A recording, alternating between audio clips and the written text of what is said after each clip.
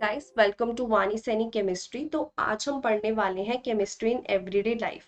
तो आज ना आप इस चैप्टर की एनसीईआरटी की ईच एवरी लाइन जो है इस वीडियो लेक्चर में पढ़ लोगे।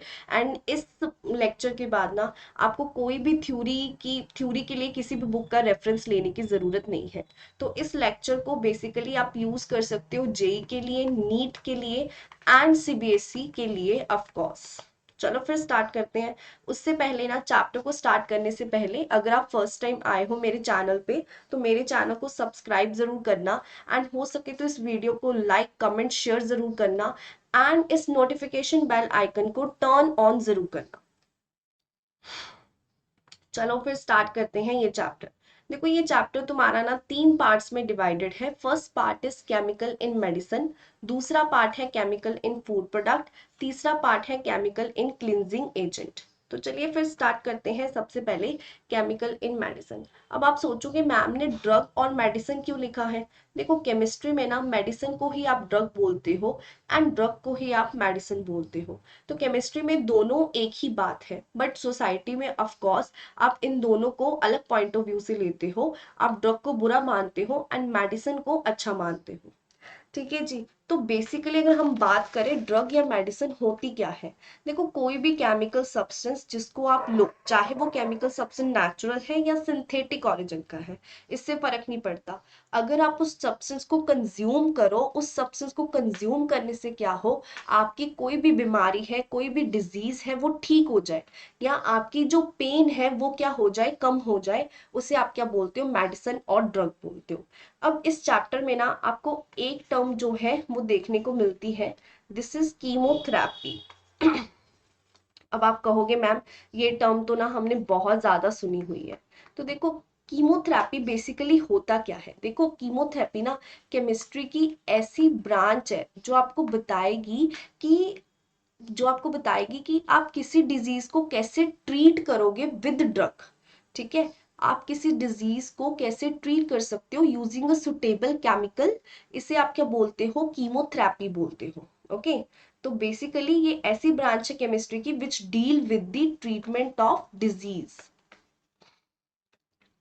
यूजिंग ड्रग और यू कैन से केमिकल। अब काफी बच्चे ना इसे एक टर्म से कंफ्यूज करते हैं, the term is medicinal chemistry. तो एक बात जान लो बच्चों, मेडिसिनल केमिस्ट्री जो है ये बिल्कुल ही अलग टर्म है। मेडिसिनल केमिस्ट्री का मतलब क्या होता है कि ऐसी केमिस्ट्री की ब्रांच जो बेसिकली जिसमें आप क्या पढ़ोगे कि आप किसी ड्रग को डिजाइन कैसे कर सकते हो, आप किसी ड्रग को सिंथेसाइज कैसे कर सकते हो। ठीक है, synthesis and design of drug, तो ये मेडिसिनल केमिस्ट्री में आता है। तो आई होप अब आपको दोनों टर्म में डिफरेंस पता चल गया होगा। तो अगर मैं बात करूं ड्रग होती क्या है, तो देखो ड्रग क्या है, एक ऐसा केमिकल है जिसे आप कम मात्रा में लेते हो एंड जब वो आपकी बॉडी में जाता है ना, तो क्या होता है, वो मैक्रोमोलिकुलर टारगेट के साथ क्या करेगा, इंटरेक्ट करेगा। एंड अगर वो इंटरेक्ट करता है मैक्रोमोलिकुलर टारगेट से और उसका रिजल्ट क्या हो, उसके रिजल्ट ये हो कि आपकी जो बीमारी है वो ठीक हो जाए, इसे आप क्या बोलोगे, मेडिसिन बोलोगे या फिर आप ड्रग बोलोगे। अब आप पूछोगे मैम ये मैक्रोमोलिकुलर टारगेट हमारी बॉडी में हो क्या सकते हैं। देखो तुम्हारी बॉडी में कार्बोहाइड्रेट होता है ना, प्रोटीन होता है। तो ड्रग जो है इनके साथ जाके क्या करता है, इंटरेक्ट करता है। जी, न्यूक्लिक एसिड हो सकता है। अब देखो तुम्हारी सोसाइटी में या हमारी सोसाइटी में ड्रग को आप बुरा मानते हो एंड मेडिसिन को आप क्या मानते हो, अच्छा मानते हो। अब अगर हम सोसाइटी के पॉइंट ऑफ व्यू से देखें ड्रग एंड मेडिसिन में फर्क क्या है, दोनों में डिफरेंस क्या होता है। देखो दोनों ही ना डिजीज को क्या करती हैं, क्यूर करती हैं। दोनों ही क्या करेंगी, डिजीज को क्यूर करेंगी। लेकिन जो ड्रग होती है ना, ये क्या होती है, एडिक्टिव इन नेचर होती है।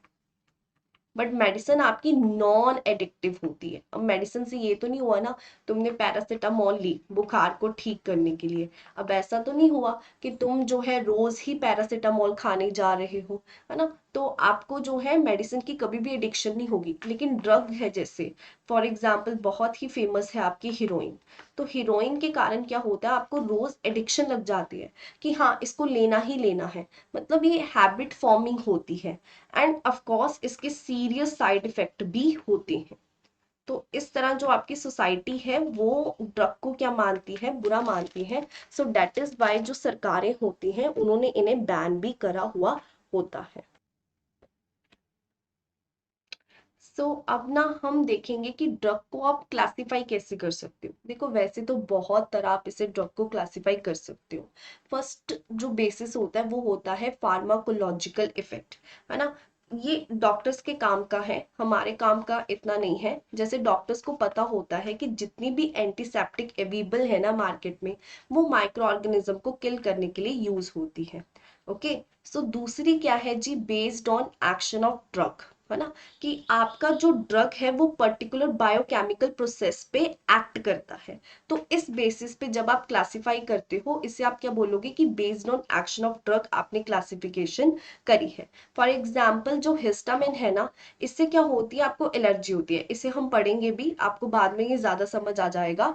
तो अगर आप एंटी हिस्टामिन ले लेंगे गाइस, तो उससे क्या होगा, हिस्टामिन का एक्शन ही रुक जाएगा।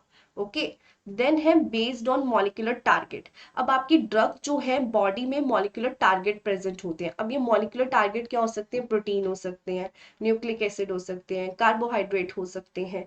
तो इस बेसिस पे भी आप अपनी ड्रग को क्लासिफाई कर सकते हो। And next is based on chemical structure. तो ये आपको काफी जो है काम आने वाली है इस चैप्टर में, कि आप केमिकल स्ट्रक्चर के बेसिस पे कैसे ड्रग को क्लासिफाई कर सकते हो। फॉर एग्जाम्पल जितने भी ना सल्फोन अमाइड है ना, जितने भी सल्फोन अमाइड हैं ये सारे यूज होते हैं एंटीबैक्टीरियल के तौर पे। तो अगर एंटीबैक्टीरियल मतलब आपको दवाइयां जब लेनी होती है तो देखा जाता है कि उनमें मोस्ट ऑफ द ये यूनिट तो प्रेजेंट होती ही होती है। Then based on doses form, tablet है, सिरप है, इंजेक्शन है, इस बेसिस पे भी आप ड्रग को क्लासिफाई कर सकते हो। तो ये तो आपके बिल्कुल भी काम की नहीं है, मतलब ये कॉमन सेंस है यार, इसे तो आप ना भी कंसीडर करो, एक ही बात है ना। तो चलो फिर आगे चलते हैं, देखते हैं कि ड्रग जो है वो कैसे टारगेट के साथ इंटरेक्ट करती है ना। तो चलिए फिर इसे हम पढ़ते हैं। देखो, अब आपको सबसे पहले ये पता होना चाहिए कि एंजाइम होते क्या हैं, इसको समझने के लिए। देखो एंजाइम भी ना एक तरह के क्या है, प्रोटीन है। ओके, कि कुछ भी नहीं है, एक तरह के प्रोटीन है जो क्या करते हैं, रिएक्शन को, बायोकेमिकल रिएक्शन को कैटलाइज्ड करते हैं।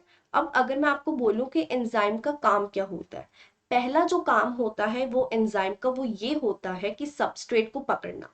अब कोई केमिकल रिएक्शन हो रहा है आपकी बॉडी में, ऑफ कोर्स सबस्ट्रेट होगा। तो एंजाइम जो है उसके पास क्या होती है, एक्टिव साइट होती है। ये जो एक्टिव साइट है ना, ये सबस्ट्रेट को पकड़ती है। अब कैसे पकड़ेगी, देखो जब सबस्ट्रेट और एक्टिव साइट, सबस्ट्रेट यहाँ पे आया, सबस्ट्रेट यहाँ पे आके इंसर्ट हो जाता है। क्यों इंसर्ट होगा, क्योंकि एक्टिव साइट एंड सबस्ट्रेट में क्या होगी, बॉन्डिंग की फॉर्मेशन होगी। अब ये बॉन्डिंग कैसी हो सकती है, ये बॉन्डिंग हाइड्रोजन बॉन्डिंग हो सकती है, ये बॉन्डिंग डायपोल डायपोल इंटरेक्शन हो सकती है। मतलब किसी भी तरह इस सबस्ट्रेट और एक्टिव साइट में क्या हो जाती है, बॉन्ड की फॉर्मेशन हो जाती है। अब जैसे ही यहाँ पे सबस्ट्रेट चला जाता है, रिएजेंट आएगा। ओके, रिएजेंट आके इस सबस्ट्रेट पे अटैक कर देगा। अब देखो रिएजेंट आया, सबस्ट्रेट पे अटैक कर दिया, इसका मतलब प्रोडक्ट की फॉर्मेशन हो गई।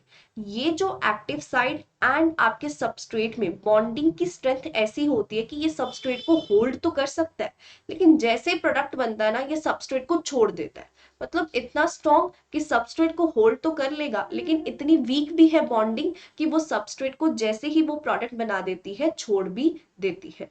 तो ये तो हो गया आपका पहला फंक्शन एंजाइम का।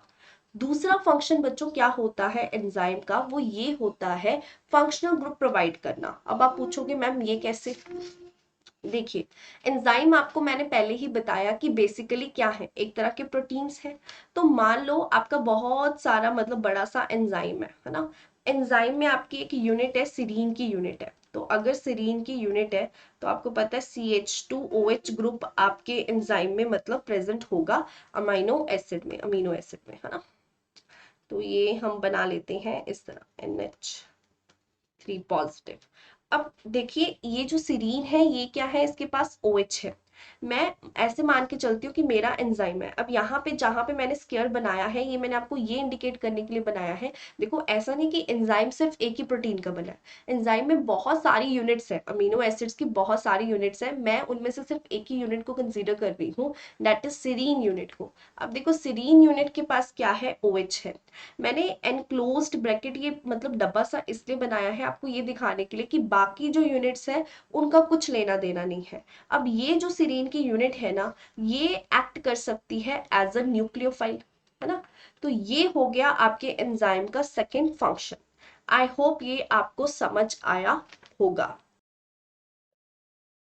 अब देखिए, हो सकता है कि अगर आपको कोई डिजीज है वो इसलिए है क्योंकि आपकी बॉडी में एक पर्टिकुलर बायोकेमिकल रिएक्शन हो रहा है। ऑफ कोर्स अगर बॉडी में बायोकेमिकल रिएक्शन हो रहा है तो उन्हें कैटलाइज्ड कौन करता है, एंजाइम करता है। मैंने आपको ये भी बता दिया कि कैसे जो एंजाइम है वो आपकी बॉडी में कोई बायोकेमिकल रिएक्शन है उसे कैटलाइज करता है। अब आप देखिएगा कि जो ड्रग है ना, वो कैसे इस बायोकेमिकल रिएक्शन को रोक सकता है। देखो, पहला पॉइंट हम समझते हैं। ये आपका एंजाइम है, जो ड्रग है ना वो आपके सबस्ट्रेट के साथ क्या करेगा, कंपटीशन करेगा। अब आप खुद सोचें कि आपको कोई डिजीज है या कोई भी आपकी बॉडी में कुछ है, तो वो क्यों हो रहा है, वो डिजीज क्यों हो रही है, क्योंकि ये जो सबस्ट्रेट है ना इस एक्टिव साइट में जा रहा है, तभी तो रिएक्शन हो रहा है ना। अगर ये रिएक्शन ही रोक दिया जाए, है ना, अगर ये रिएक्शन ही रोक दिया जाए तो मतलब कि आपकी प्रॉब्लम तो सॉल्व हो गई। अब देखो, ऐसी ड्रग जो क्या करती है, एंजाइम की एक्टिविटी को इनहिबिट करती है, उसको रोकती है, उसे हम क्या बोलते हो, इनहिबिटर बोलते हो। तो यहाँ पे गाइस आपकी जो ड्रग है ना वो क्या काम करेगी, एज अ एंजाइम इनहिबिटर काम करेगी। मतलब ये एंजाइम की जो एक्टिविटी है ना उसे होने नहीं देगी। Got it. तो यहाँ पे क्या है बच्चों, आपके पास ड्रग है, आपके पास सबस्ट्रेट है। ड्रग एंड सबस्ट्रेट में कंपटीशन है कि कौन एक्टिव साइट में जाएगा। तो ड्रग जो है यहाँ पे एक्टिव साइट में चली जाती है, तो इस तरह जो बायोकेमिकल रिएक्शन होता है सबस्ट्रेट एंड एंजाइम में वो रुक जाता है। तो देखिएगा, इस तरह जो है आपकी जो ड्रग है वो इस बायोकेमिकल रिएक्शन को पूरा होने ही नहीं देती है। आई होप ये आपको समझ आया होगा। तो ये मैंने पिक्टोरिकली इसको रिप्रेजेंट करा है, ये एनसीईआरटी से ही लिया गया है।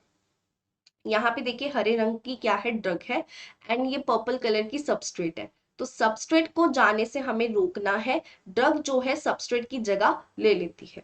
तो इस तरह ड्रग यहाँ पे क्या काम करती है, एज अ एंजाइम इनहिबिटर काम करती है, ये एंजाइम को काम नहीं करने देती है। देखो दूसरा वे क्या है ड्रग के पास। अब क्या होता है, अब कई बार ना तुम्हारा एंजाइम है, अब ड्रग जो है ना इस एक्टिव साइट के पास नहीं जाएगा। ड्रग जो है एंजाइम में एक पर्टिकुलर साइट होती है जिसे आप क्या बोलते हो, एलो एलोस्टेरिक साइट।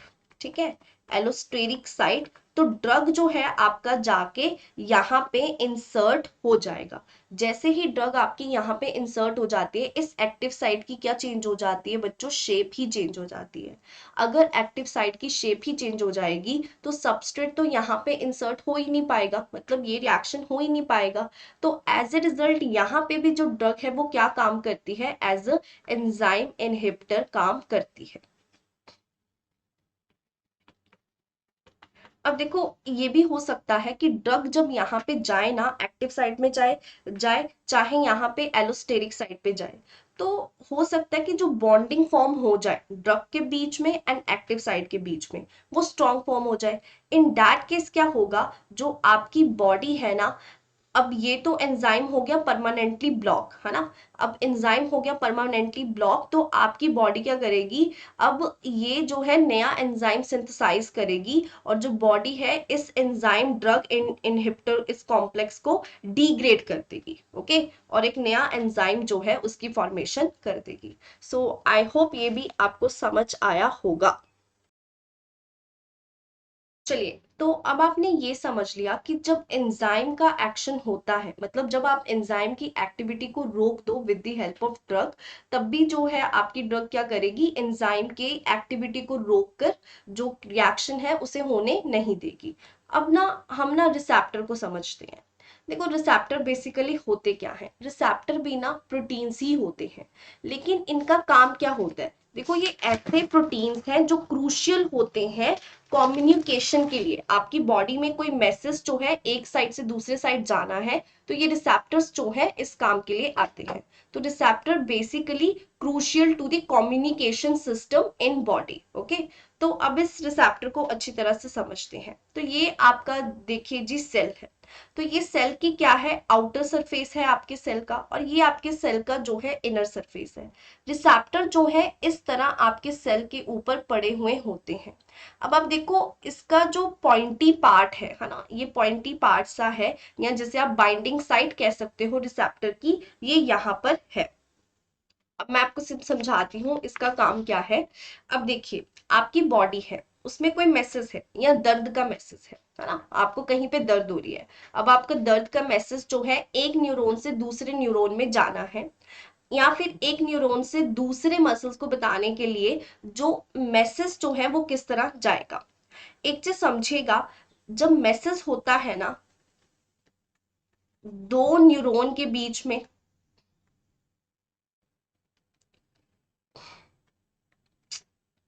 या फिर आपका जो मैसेज जो होता है न्यूरॉन एंड मसल्स के बीच में, अब ये कौन कम्युनिकेट करता है, केमिकल मैसेंजर। तो हमारी बॉडी में क्या होते हैं, केमिकल मैसेंजर होते हैं।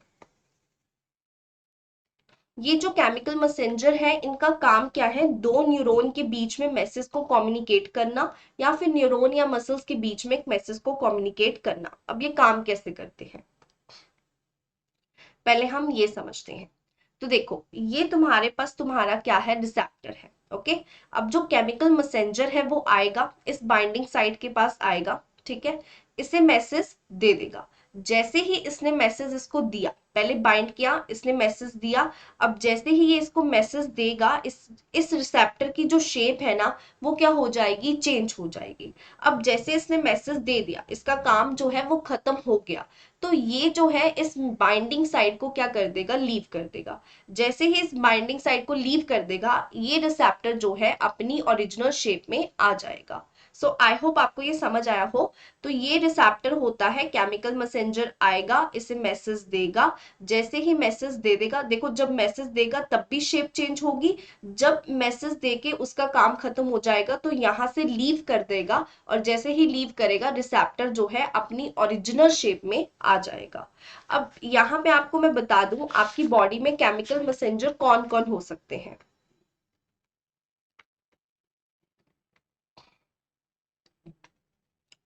देखो आपकी बॉडी में ना दो तरह के केमिकल मैसेंजर्स होते हैं, एक होते हैं हॉर्मोन्स, ये आपको पता ही है ब्लड में ट्रेवल करते हैं, और एक होते हैं न्यूरो ट्रांसमिटर। इन्होंने मैसेज दिया न्यूरोट्रांसमीटर ने, इनका काम खत्म, मतलब ये डीएक्टिवेट हो जाते हैं। लेकिन हमारे जो हॉर्मोन्स हैं ये डीएक्टिवेट नहीं होते हैं। अब ये ड्रग के पॉइंट ऑफ व्यू से कैसा इंपॉर्टेंट है। अब मान लो अब हमें ना एक ऐसी ड्रग चाहिए जो कोई दर्द का मैसेज है वो ना पहुंचाए, हमें किसी मैसेज को ब्लॉक करना है। तो ऐसी ड्रग जो इस रिसेप्टर साइड से बाइंड करेगी, है ना, इस रिसेप्टर साइड को ब्लॉक करेगी, उसे आप क्या बोलते हो, antagonist. Let me right it, इसे आप क्या बोलोगे, एंटागोनिस्ट।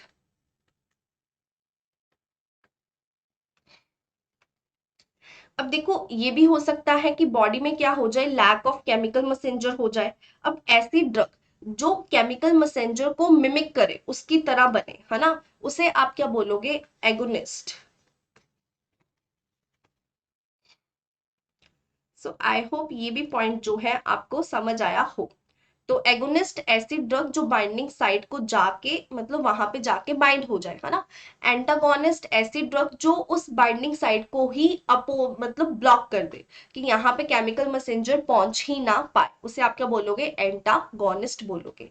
अब आपको ये देखने को मिलता है कि ड्रग्स के ना साइड इफेक्ट होते हैं। अब साइड इफेक्ट क्यों होते हैं हमारी ड्रग के, ये हमें जानना है। देखो साइड इफेक्ट ड्रग के तब होते हैं जब आपकी जो ड्रग है ना वो एक से ज्यादा रिसेप्टर को बाइंड करे। ओके, डिफरेंट रिसेप्टर जो होते हैं ना उनका एक स्पेसिफिक केमिकल मैसेंजर होता है, एंड जब आपकी ड्रग जो है एक से ज्यादा रिसेप्टर को बाइंड करेंगी, एक से ज्यादा मतलब मैसेज ब्लॉक करेगी या फिर मैसेज देगी, तो of course there will be a side effect. Okay, so I hope ये आपको समझ आया होगा। जस्ट वन मिनट गाइस, अब हम ना बहुत ही इंटरेस्टिंग पार्ट पे आ गए हैं, that is type of drugs, और you can say different classes of drug. तो आप जो है इन सभी ड्रग्स को वन बाय वन पढ़ोगे। तो सबसे पहले हम पढ़ने वाले हैं एंटासिड। सो गाइस, एंटासिड क्या होती है? देखो कभी कभार क्या होता है ना, पेट में ना बहुत ज्यादा एसिड प्रोड्यूस हो जाता है ना। आपने देखा होगा ना, ओवर प्रोडक्शन हो जाती है HCl की, जिसके कारण क्या होती है, इरिटेशन होती है, पेन होती है। अगर तो केस बहुत ही सीवियर है, मतलब बहुत ही आगे तक बात पहुंच चुकी है, तो कईयों को तो अल्सर तक हो जाता है ना। तो 90-70 तक क्या होता था, इस क्योंकि एसिड है तो ऑफ कोर्स आप क्या करोगे, बेस लोगे मेडिसिन में। तो बेस जो है इस एसिड को न्यूट्रलाइज कर देगा और आपका जो पेट में पीएच को ना एक अप्रोप्रिएट लेवल तक ले जाएगा।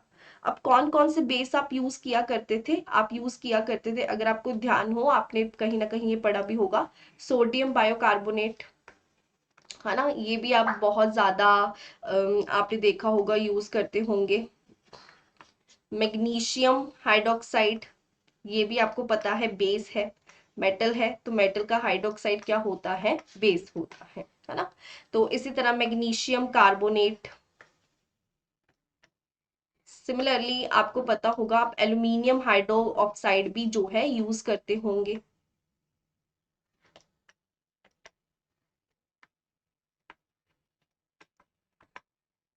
देखिए, तो ये पुराने जमाने में क्या किया जाता था, 90-70 तक इन्हें यूज किया जाता था, ऐसा नहीं। इसके अलावा मैग्नीशियम ट्राइसिलिकेट यूज किया जाता था, इसके अलावा एल्यूमिनियम फॉस्फेट यूज किया जाता था। तो इनसे क्या होता था कि ठीक है, जो पेट का जो पीएच लेवल है वो कितना आ जाता था, जितना होना चाहिए उतना रेस हो जाता था, मतलब कि वो एसिड को न्यूट्रलाइज तो ये बेस कर ही देता था। लेकिन ना इनकी प्रॉब्लम क्या थी कि ये जो थे ये सिम्टम को तो क्यूर कर देते हैं, मतलब ये जो दिक्कत है जो आपको दिख रहा है उसको तो इसने क्यूर कर दिया, लेकिन जो बीमारी की जड़ है यानी कॉज है उससे ये क्यूर नहीं करते थे, है ना।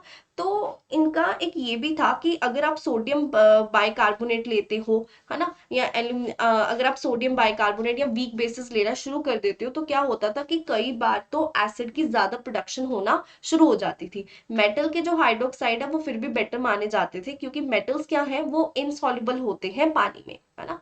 तो ये जो है न्यूट्रलाइज हो सकते हैं। इसको देखते हुए साइंटिस्ट ने क्या देखा कि साइंटिस्ट को पता चला कि ये जो हिस्टामिन है ना, ये रिस्पॉन्सिबल है पेट में ज्यादा एसिड प्रोडक्शन के लिए। तो ये जो हिस्टामिन है ये बेसिकली क्या करता है, सिक्रेशन ऑफ एसिड, जैसे HCl हो गया, इसे प्रमोट करता है। तो यहाँ से साइंटिस्ट ने हमें बताया कि हमें कोई ऐसी ड्रग चाहिए कि जो कि इसे रोके। तो वो ड्रग की डिस्कवरी में हमें क्या देखने को मिला, 3 ड्रग्स जो है हमें देखने को मिली। तो पहली ड्रग जो आपको बहुत ज्यादा फेमस है वो कौन सी है, सिटामिन एंड रेंटिडाइन, जिसे आप जेंटेक भी बोलते हो, है ना। तो ये आपको अपनी बुक्स में भी देखने को मिल जाएंगी। तो ये फेमस एंटी एसिड्स हैं जो आपको देखने को मिलेंगी। सो आई होप ये आपको समझ आया होगा। तो जो कॉमन एंटी एसिड्स हैं, दिस इज सिमेटाडीन एंड रेंटिडीन। तो रेंटिडीन को आप जेंटेक भी बोलते हो, ये थोड़ा याद रखना, दीज टू आर इम्पोर्टेंट्स। चलिए अब आगे चलते हैं, अब बात करते हैं एंटी हिस्टामिन। देखिए, आप लोगों ने देखा होगा कि कई लोग जो होते हैं ना, उन्हें पेंसिलिन की दवाई भी जो होती है उससे भी एलर्जी होती है, उन्हें सल्फा ड्रग से भी एलर्जी होती है, या उन्हें डस्ट पार्टिकल से भी एलर्जी होती है, कईयों को तो पोलन ग्रेन से भी एलर्जी होती है, कईयों को कैट फर से होती है, या पर्टिकुलर टाइप ऑफ फूड या फैब्रिक से भी एलर्जी होती है। ये जो एलर्जी होती है ना, ये किसके कारण होती है? क्योंकि हमारी बॉडी में एक सब्सटेंस होता है जिसे आप क्या बोलते हो, हिस्टामिन। अब आप कहोगे ये कितना बदतमीज है, इसके कारण ही आपको एसिडिटी भी देखने को मिलती है आपकी बॉडी में। तो ये जो हिस्टामिन है गाइस, इसके कारण क्या होता है कि हमें ना एलर्जी देखने को मिलती है, मतलब इसके कारण ही आपको एलर्जी होती है। अब हमें ना कोई ऐसी ड्रग चाहिए कि जो हिस्टामिन है ना वो रिसेप्टर तक पहुंच ना पाए, मतलब कि वो हिस्टामिन को ब्लॉक ही कर दे, हिस्टामिन के एक्शन को ही ब्लॉक कर दे। ऐसी ड्रग्स को आप क्या बोलते हो, एंटी हिस्टामिन बोलते हो। ओके। सो अब देखो एंटी हिस्टामिन जो है ये कब कब काम आएगी आपको, जब आपको हे फीवर होगा। ओके। जब आप देखिएगा आपको कई बार क्या होता है, आंखों की जो होती है लिड होती है, इनर लिड होती है, या आंखों की आईबॉल के पास भी इंफेक्शन हो जाती है, तब भी आप एंटी हिस्टामिन लेते हो। इससे आप बोलते हो कंजक्टिविटिस। तो अगर मेरी प्रोनाउंसिएशन कहीं पे गलत हो जाए तो मुझे माफ कर दीजिएगा। आप प्लीज नीचे कमेंट सेक्शन पे सही प्रोनाउंसिएशन भी लिख दीजिएगा, ठीक है, मुझे गाइड कर दीजिएगा। एंड इसी तरह आप देखो, आपको पता है एक होती है रेनिटिस। तो ये भी आपको जो है, ये बेसिकली होती क्या है, जैसे कि कॉमन कोल्ड हो गया, है ना। तो एंटीहिस्टामिन आपको इन तरह की बीमारियों में काम आ सकता है। बेसिकली जब भी आपको इन्फेक्शन, एक तरह की आप कह लो एलर्जी हो, तब आप क्या यूज करते हो, एंटीहिस्टामिन यूज करते हो। अब फेमस एंटीहिस्टामिन कौन सी है, ये दोनों। Okay. So first antihistamine is brompheniramine. Okay. दूसरी जो है टेरफाडाइल है।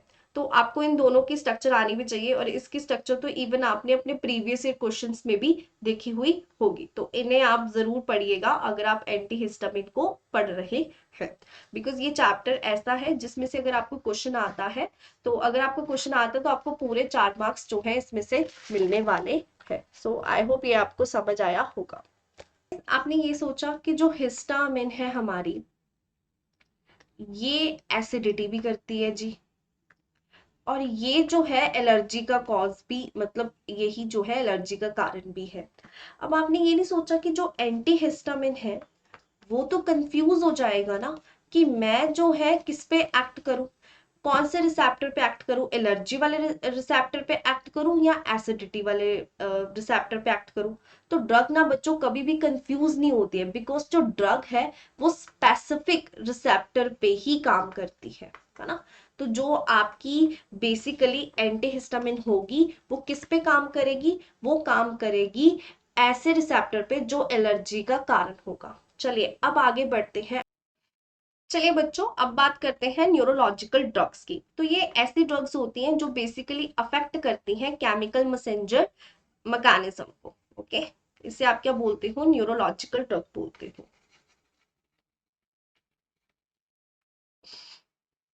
आपने देखा होगा जब आपको थकावट हो जाती है, स्ट्रेस हो जाता है ना, थकावट हो जाती है, आप थका हारा महसूस करते हो, कोई मेंटल डिसऑर्डर होता है ना, मेंटल डिसऑर्डर होता है, तब आपको क्या दिया जाता है, ट्रांक्विलाइजर दिए जाते हैं। तो ये ऐसी ड्रग्स हैं जो इनके ट्रीटमेंट के लिए यूज होती है। बेसिकली ये जो ड्रग है ना, आप में एक फीलिंग लेके आती है, क्या फीलिंग लेके आती है, sense of well being. Sense of well being मतलब कि आपको ये ऐसे फील करवाती है कि देखो सब कुछ चंगा चंगा है, सब कुछ बहुत ही अच्छा है। ओके। तो ये होते हैं आपके ट्रांक्विलाइजर होते हैं। अब आपको मैं एग्जांपल देती हूँ, जब आपकी बॉडी में क्या होता है, नोरा एड्रा एड्रेनालिन, इसका लेवल क्या होता है जी, लो होता है। तब क्या होता है, आपकी बॉडी में जो मैसेज सेंडिंग प्रोसेस होता है ना वो स्लो हो जाता है, तो एज ए रिजल्ट जो पर्सन होता है वो डिप्रेस फील करता है। अब पर्सन जो है वो डिप्रेस फील करता है, इसका मतलब उसे क्या देनी पड़ेगी, एंटी डिप्रेसेंट ड्रग्स जो है वो देनी पड़ती हैं। तो यही आपके क्या होते हैं, ट्रांक्विलाइजर होते हैं। मैं आपको सबसे इंपॉर्टेंट जो है आपके लिए जो ड्रग है वो बताती हूँ, जो आपको पता होनी चाहिए। फर्स्ट इज इप्रोनायाजिड, एंड दूसरी क्या है, नार्डिल है। ओके। तो आपको इनके बारे में पता होनी चाहिए, ये तो वैसे भी आई थिंक आपको वन ऑफ द PYQ में देखने को मिल जाएगी, इसकी स्ट्रक्चर जो है देखने को मिल जाती है।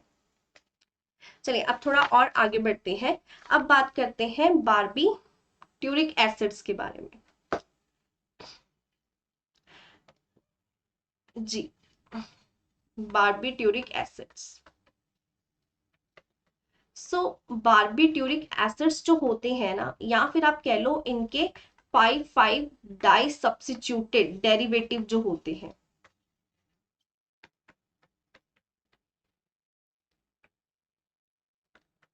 इसे आप यूज करते हो एज अ ट्रांसक्विलाइजर के तौर पे। ओके, तो ये यूज किए जाते हैं एज अ ट्रांसक्विलाइजर के तौर पे। अब आपके दिमाग में आ रहा होगा कि यार ये बारबीट्यूरिक एसिड्स क्या है, तो पहले हम ये भी देखते हैं। पहले आप ये जानो कि इन्हें आप कैसे यूज करते हो, ट्रांसक्विलाइजर के तौर पे यूज करते हो। Got it. तो अब यहाँ पे देखिएगा, जब आपकी स्लीपिंग पिल्स होती हैं, मतलब स्लीपिंग प्रोड्यूसिंग एजेंट्स या टैबलेट्स होती हैं, उनमें ये एक one of the important component होते हैं। ये एक तरह की आप कह सकते हो ट्रांसक्विलाइजर की इंपॉर्टेंट क्लास है, ड्रग्स की इंपॉर्टेंट क्लास है बारबीट्यूरिक एसिड्स। ओके, तो मैं आपको दिखा देती हूँ कि बारबीट्यूरिक एसिड्स क्या होता है। तो आपका बारबीट्यूरिक एसिड्स जो है वो ये वाली यूनिट होती है।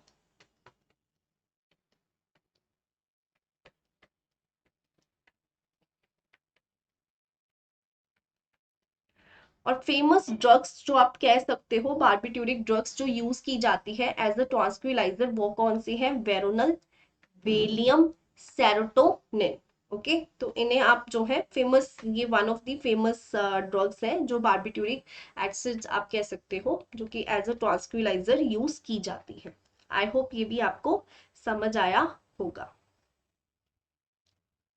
चलिए अब बात हम करते हैं एनाल्जेसिक्स की, कि एनाल्जेसिक्स होते क्या है ना, कितनी टाइप्स होती हैं और इनका मतलब क्या है। चलिए एनाल्जेसिक के ना डेफिनेशन को समझते हैं। बेसिकली जो एनाल्जेसिक्स है ना, ये क्या होती हैं? ये ऐसी ड्रग्स होती हैं जो दर्द को कम करती हैं। चलिए ठीक है, ये दर्द को कम करती हैं, लेकिन जब आप इन्हें कंज्यूम करते हो, देखो आप अपने होशो हवास में रहते हो, ठीक है, आपको किसी भी तरह की मेंटल कंफ्यूजन नहीं होती है, आपको पैरालाइसिस नहीं होता है, मतलब ये बिल्कुल सेफ होती है, इनके कोई भी गंदे से साइड इफेक्ट नहीं होते हैं। इन्हें आप क्या बोलते हो? एनाल्जेसिक बोलते हो। अब आप कहोगे मैम ऐसी बातें क्यों कर रहे हैं, मेंटल कंफ्यूजन, पैरालाइसिस, तो ये आप इसकी क्लासिफिकेशन से आपको पता चलेगा। देखो एनाल्जेसिक्स ना आपके दो तरह के होते हैं, एक होते हैं नॉन नारकोटिक और एक होते हैं नारकोटिक एडिक्टिव। देखो नॉन नारकोटिक में ना सबसे फेमस एग्जांपल है एस्पिरिन एंड पैरासिटामोल। ओके, तो ये सबसे फेमस जो है नॉन नारकोटिक ड्रग्स है। नारकोटिक ड्रग्स देखिए, जो आपके समाज में, अगर आप अपनी सोसाइटी में देखो तो आप हीरोइन को बहुत बुरा मानते हो, आप कोकीन को बहुत बुरा मानते हो, मतलब ऐसी ड्रग्स जिन पे सरकारों ने भी बैन लगा रखा है, क्योंकि सरकारों को भी पता है ये हेल्थ के लिए अच्छी नहीं है। सो नॉन नारकोटिक ड्रग्स ऐसी ड्रग्स है जिनका कोई साइड इफेक्ट, ऐसा साइड इफेक्ट नहीं होगा कि पैरालिसिस हो गया, बंदा कोमा में चला गया, उसको कोई होश हवास ही नहीं है, लेकिन नारकोटिक में ये आपको साइड इफेक्ट्स देखने को मिलते हैं। ओके, सो ये होती है नारकोटिक एंड नॉन नारकोटिक। इनको थोड़ा और स्टडी करते हैं। से देखो नॉन नारकोटिक ड्रग्स में ना सबसे ज्यादा फेमस कौन सी है? एस्पिरिन है। अगर मैं एस्पिरिन की बात करूं, एस्पिरिन इवन हार्ट अटैक को प्रिवेंट करने के लिए भी ना यूज होती है। देखो बुखार के लिए तो ये यूज होती है, एंटी इन्फ्लेमेटरी तो है ही है, इन्फ्लेमेटरी तो है ही है, ये जो है दर्द को तो कम करती करती, लेकिन आप सोचो हार्ट अटैक के लिए भी ये यूज हो रही है। लेकिन एस्पिरिन का भी ना एक साइड इफेक्ट है, एस्पिरिन जो है वो लीवर को क्या कहती है, टॉक्सिक होती है लीवर के लिए, बट स्टिल आज भी ये जो है यूज की जाती है। तो यहाँ पे ना ये मैंने आपको एज अ होमवर्क दिए हैं, क्योंकि ये जो सब चीजें हैं, आप एस्पिरिन के बारे में आपने एक चैप्टर करा है अपना फिनोल वाला, तो वहां पे आपने इसके बारे में ना थोड़ा थोड़ा पढ़ा है, ठीक है, आपने इसकी सिंथेसिस भी करी है। ओके, आपने इसकी जो है इसके बारे में थोड़ा सा जो है फिनोल में पड़ा हुआ है, तो इसलिए मैंने यहाँ पे ये जो स्लाइड्स इसीलिए लगाई हैं, सो डेट कि आप थोड़ा सा सोच पाओ कि आपने ये कहाँ पे पढ़ा है, कैसे पढ़ा है। ओके, सो एस्पिरिन गाइस, ये नो डाउट लीवर को टॉक्सिक होती है, लेकिन स्टिल ये बहुत ज्यादा पॉपुलर है। अब यहाँ पे एक वर्ड लिखा है एंटीपायरेटिक, तो एंटीपायरेटिक का मतलब क्या होता है ये देखिएगा। देखिए, एंटीपायरेटिक ऐसी ड्रग्स होती हैं जो आपके बॉडी का टेम्परेचर क्या करती है, कम करती है, या सीधी सी बात है जो फीवर को क्या करती है, रिड्यूस करती है, जो फीवर को मतलब ठीक करती है। ओके, इसे आप क्या बोलते हो, एंटीपायरेटिक्स बोलते हो। ये आपकी बुक्स में कोई अलग से मतलब इसकी डेफिनेशन नहीं दी हुई है, लेकिन आपको स्टिल इनका मतलब जो है पता होना चाहिए। तो ये एग्जाम्पल इसकी फेमस कौन सी है, एस्पिरिन फेमस है, एंड आपकी पैरासिटामोल फेमस है। चलिए, तो अब गाइस मैं आपको एक चीज और बताना चाहूंगी, इवन एस्पिरिन की ही जो सब्स्टिट्यूटेड है ना, इसको हमने आगे एज अ मतलब इन्हीं एस्पिरिन की सब्स्टिट्यूटेड को ही हमने यूज करा है एज अ एनाल्जेसिक्स। तो बाकी जो ड्रग्स हैं आपकी, जैसे कि पैरासिटामोल हो गया, आपकी नेप्रोजीन हो गया, आइब्यूप्रोफेन हो गया, तो ये जो ड्रग्स हैं ये एस्पिरिन की ही सब्स्टिट्यूटेड है। एंड फेमस क्या है, हमारी फेमस एनाल्जेसिक्स की कैटेगरी में आती है, नॉन नार्कोटिक की कैटेगरी में आती है। अब बात करते हैं नारकोटिक की। तो यहाँ पे देखिए मैंने डिफरेंशिएट भी करके आपको बता दिया हुआ है कि नारकोटिक एनाल्जेसिक या नॉन नारकोटिक एनाल्जेसिक होते क्या है। तो जो नारकोटिक एनाल्जेसिक्स है, इनसे क्या होता है, आप अपने होशोवास में नहीं रहते, इवन डेथ तक हो सकती है। ओके, लेकिन नॉन नारकोटिक एनाल्जेसिक्स का ऐसा कोई भी साइड इफेक्ट नहीं होता है, आपको कोई भी एडिक्शन नहीं होगी। नारकोटिक में क्या होता है, आपको एडिक्शन हो जाती है, जिसके बारे में मैंने आपको पहले भी बताया था। तो चलिए अब बात करते हैं हम अपनी non narcotic sorry narcotic drugs के बारे में। नारकोटिक ड्रग्स क्या होती है, तो ऐसी ड्रग्स जो मैंने आपको पहले ही बताया कि पेन तो ये रिड्यूस कर देंगी, नो डाउट, है ना, लेकिन ये क्या होती है, ये एडिक्टिव होती हैं, एडिक्टिव इन नेचर होंगी, मतलब ये सेहत के लिए भी अच्छी नहीं है। हो सकता है कि बंदा जो है इनके सेवन से कोमा में चला जाए, है ना, कोमा में चला जाए, एंड इवन समटाइम इसके कारण डेथ भी हो जाती है, ड्रग्स को लेने के कारण, नार्कोटिक ड्रग्स को लेने के कारण ड्रग्स डेथ के भी केसेस देखने को मिलते हैं। सबसे फेमस कौन सी है हमारे पास, हीरोइन है ना। हीरोइन बेसिकली होती क्या है, मॉर्फिन डाइएसिटेट होती है। ये मैं इसकी स्ट्रक्चर आपको दिखा देती हूँ, आपको इसकी स्ट्रक्चर को लर्न करने की जरूरत नहीं है, बट अगर आप करना चाहते हो आप कर सकते हो, बट अभी तक तो ये पूछी नहीं गई है। इसी तरह ये है आपकी कोडिन की भी जो है स्ट्रक्चर यहाँ पे हमने आपको दी हुई है। तो ये जो ड्रग्स होती है ना, ये लेजीनेस भी जो होती है बंदे में लाती है। अब आप पूछोगे इन ड्रग्स का यूज क्या होता है, नार्कोटिक ड्रग्स का। देखो, नार्कोटिक ड्रग्स, अगर जो प्रेग्नेंट लेडी है उसे बहुत ज्यादा पेन होती है, इवन उस पेन में जो आपकी ऐसी नार्कोटिक ड्रग्स होती हैं ये कारगर होती हैं। अगर आप देखो, कैंसर जो होता है आखिरी स्टेज में होता है, तब भी हम जो है नार्कोटिक ड्रग को यूज कर सकते हैं, ऑफ कोर्स लिमिटेड अमाउंट में, प्रिकॉशंस के साथ, है ना। इसी तरह आप देखिए, कार्डिक पेन होता है, पोस्ट ऑपरेटिव पेन होता है, तो उनमें जो है नार्कोटिक ड्रग को यूज किया जा सकता है। अदरवाइज आप देखें, ऐसी पेन्स को सहना बहुत ही मुश्किल होता है, सिंपल ड्रग्स जो नहीं कर सकती है, बट नार्कोटिक ड्रग्स जो है यहाँ पे पेन रिलीवर की तरह एक्ट कर सकती है। चलिए अब बात करते हैं एंटी माइक्रोबाइल्स की। देखो, ये ऐसी ड्रग्स होती हैं जिन्हें आप यूज करोगे जब कोई बीमारी किसके कारण हो, माइक्रो ऑर्गेनिज्म के कारण हो, है ना। तो अगर आपको ऐसी बीमारियां जो जो कि माइक्रो ऑर्गेनिज्म के कारण होती हैं उन्हें क्यूर करना है, तब आप क्या यूज करते हो, एंटी माइक्रोबायल यूज करते हो। अब आप खुद सोचे, अब ये माइक्रो ऑर्गेनिजम्स क्या हो सकते हैं, बैक्टीरिया हो सकते हैं, वायरस हो सकते हैं, फंगस हो सकते हैं, है ना, डिपेंड करता है ना ये कौन से होते हैं। तो अगर वायरस होंगे तो इन्हें आप बोल सकते हो एंटीवायरस, है ना। अगर बैक्टीरिया वाले होंगे आपके माइक्रोऑर्गेनिज्म तो आप इन्हें बोल सकते हो एंटी बैक्टीरियल। सो ये आपको वेरियस माइक्रो ऑर्गेनिजम्स होते हैं जो काफी मतलब डिजीजेस के कारण भी होते हैं। अब ना एक साइंटिस्ट थे जिनका नाम क्या था, पोल एहरलिक। ओके, तो जो पॉल थे ना, अब ये इसी पे काम कर रहे थे, एंटी माइक्रोबायल ड्रग्स पे ही काम कर रहे थे। पोल के टाइम पे ना एक बीमारी थी जिसे हम क्या बोलते हैं, साइफिलिस।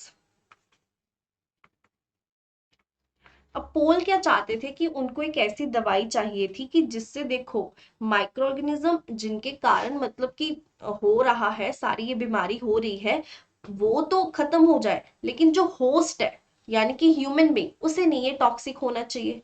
अब ना पोल जो थे उन्होंने एक दवाई दवाई निकाली जिसे हम क्या बोलते हैं, सेल वॉर्सम।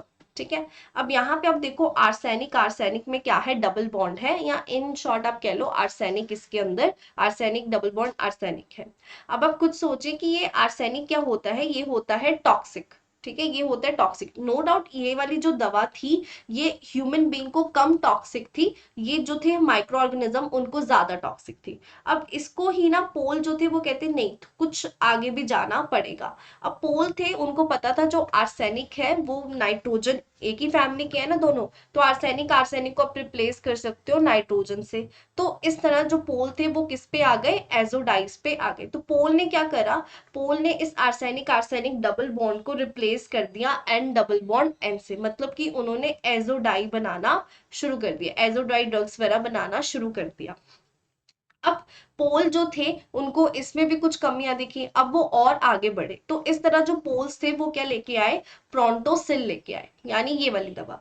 तो जो प्रोंटोसिल थी गाइस, बाद में साइंटिस्ट ने क्या देखा कि ये देखिए ये जो यूनिट है ना, दिस यूनिट, ये यूनिट के पास क्या है, एंटीबैक्टीरियल प्रॉपर्टीज है। ठीक है, एंटीबैक्टीरियल प्रॉपर्टीज है। अब ये यूनिट क्या है, पैरा अमीनो बेंजीन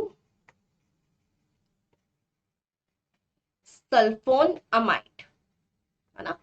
तो ये जो यूनिट है इसके पास क्या होती हैं, एंटीबैक्टीरियल प्रॉपर्टीज होती हैं। तो बाद में क्या हुआ, एक ट्रेंड सा आ गया कि जो एंटीबैक्टीरियल दवाइयां होती थी वो बेसिकली क्या होती थी, सल्फा ड्रग्स होती थी, मतलब जिनमें इस तरह की यूनिट्स जो थी वो प्रेजेंट होती थी।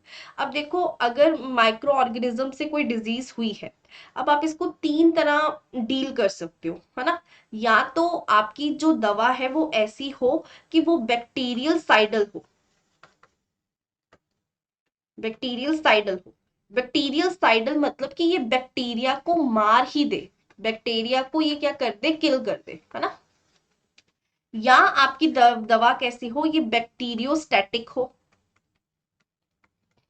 अब बैक्टीरियोस्टैटिक का मतलब क्या होता है, तो बैक्टीरियोस्टैटिक मतलब कि या तो आपकी ड्रग ऐसी होनी चाहिए जो आपके ऑर्गेनिज्म है ना, माइक्रो ऑर्गेनिज्म, उनकी ग्रोथ को ये रोक दे या इनहिबिट कर दे, या आप कह लो अरेस्ट कर दे, है ना। इनहिबिट और arrest the growth of micro organism.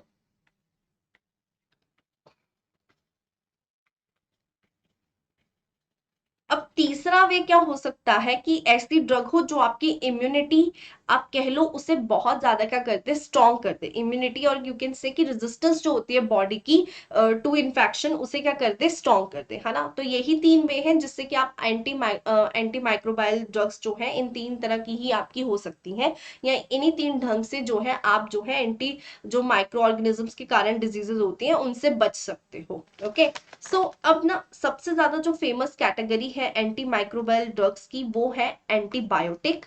Okay, तो अब हम जब थोड़ा सा समझेंगे कि एंटीबायोटिक्स होते क्या है। देखिए, एंटीबायोटिक, एंटी मतलब अगेंस्ट, बायोटिक मतलब लाइफ, है ना, मतलब अगेंस्ट लाइफ।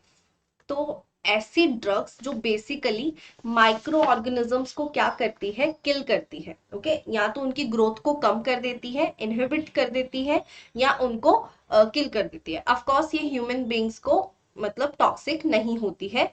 यहाँ पे अगेंस्ट लाइफ का मतलब ये नहीं है कि it is also against the human life. तो एंटीबायोटिक ऐसी क्लास ऑफ ड्रग्स जिसे आप यूज करते हो एंटी माइक्रोबायल्स के द्वारा, एज एंटी माइक्रोबल्स।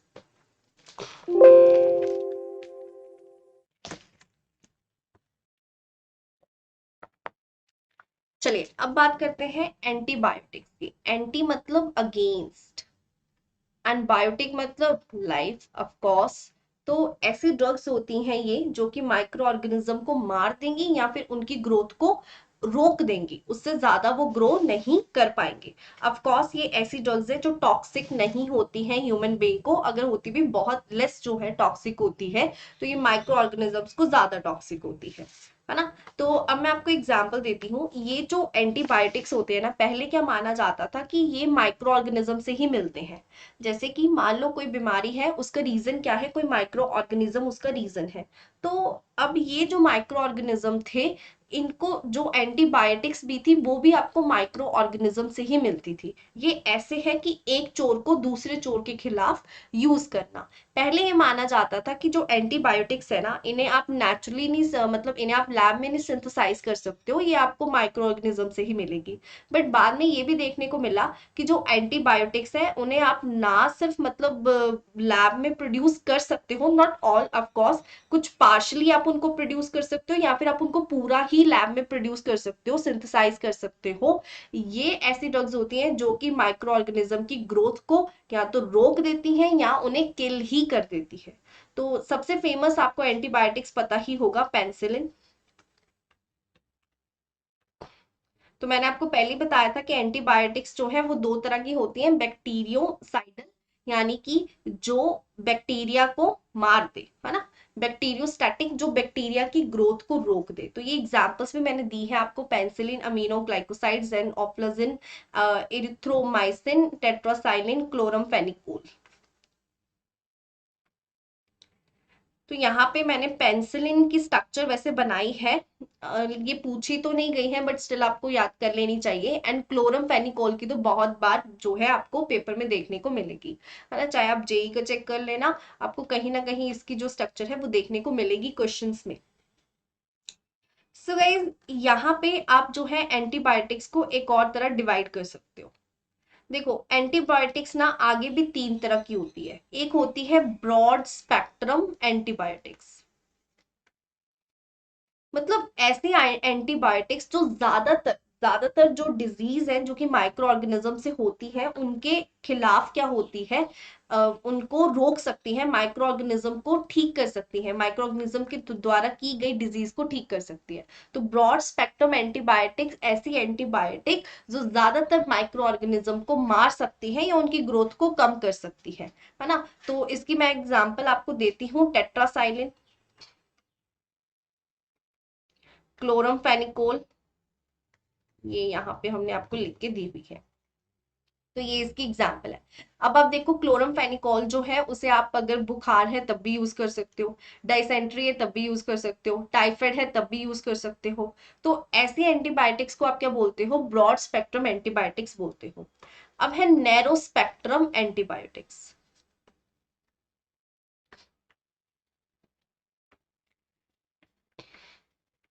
अब ये ऐसी एंटीबायोटिक्स है जो मतलब कुछ ही माइक्रो ऑर्गेनिज्म के खिलाफ जो है अच्छी साबित होती हैं, जैसे कि आपकी पेंसिलिन। तो पेंसिलिन जो है वो क्या है, एक नैरो स्पेक्ट्रम एंटीबायोटिक है।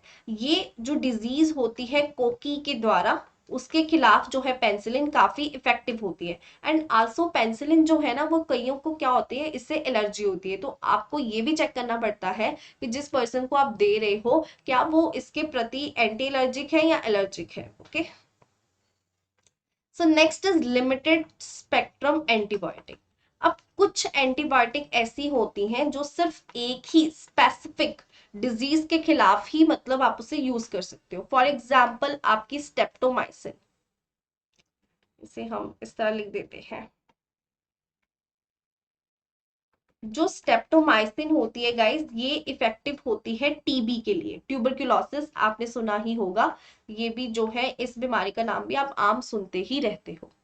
तो इस तरह आप एंटीबायोटिक्स को तीन कैटेगरी में डिवाइड कर सकते हो। आई होप आपको ये समझ आया होगा कि ब्रॉड स्पेक्ट्रम की एग्जांपल है टेट्रासाइलिन, क्लोरमफेनिकोल, एंड आपके नैरो स्पेक्ट्रम की एग्जांपल है पेनिसिलिन, एंड लिमिटेड स्पेक्ट्रम की एग्जांपल है स्टेप्टोमाइसिन।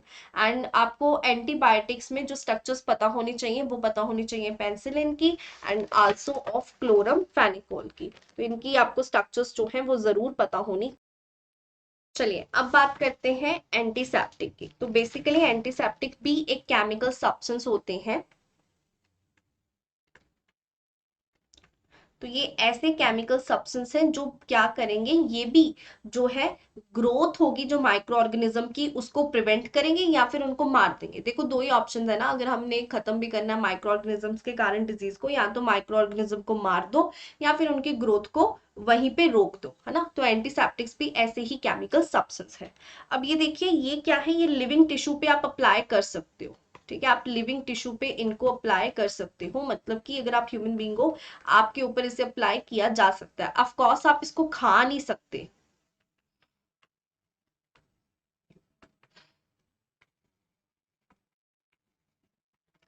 तो आप इन्हें जो है अप्लाई जरूर कर सकते हो, लेकिन आप इन्हें खा नहीं सकते।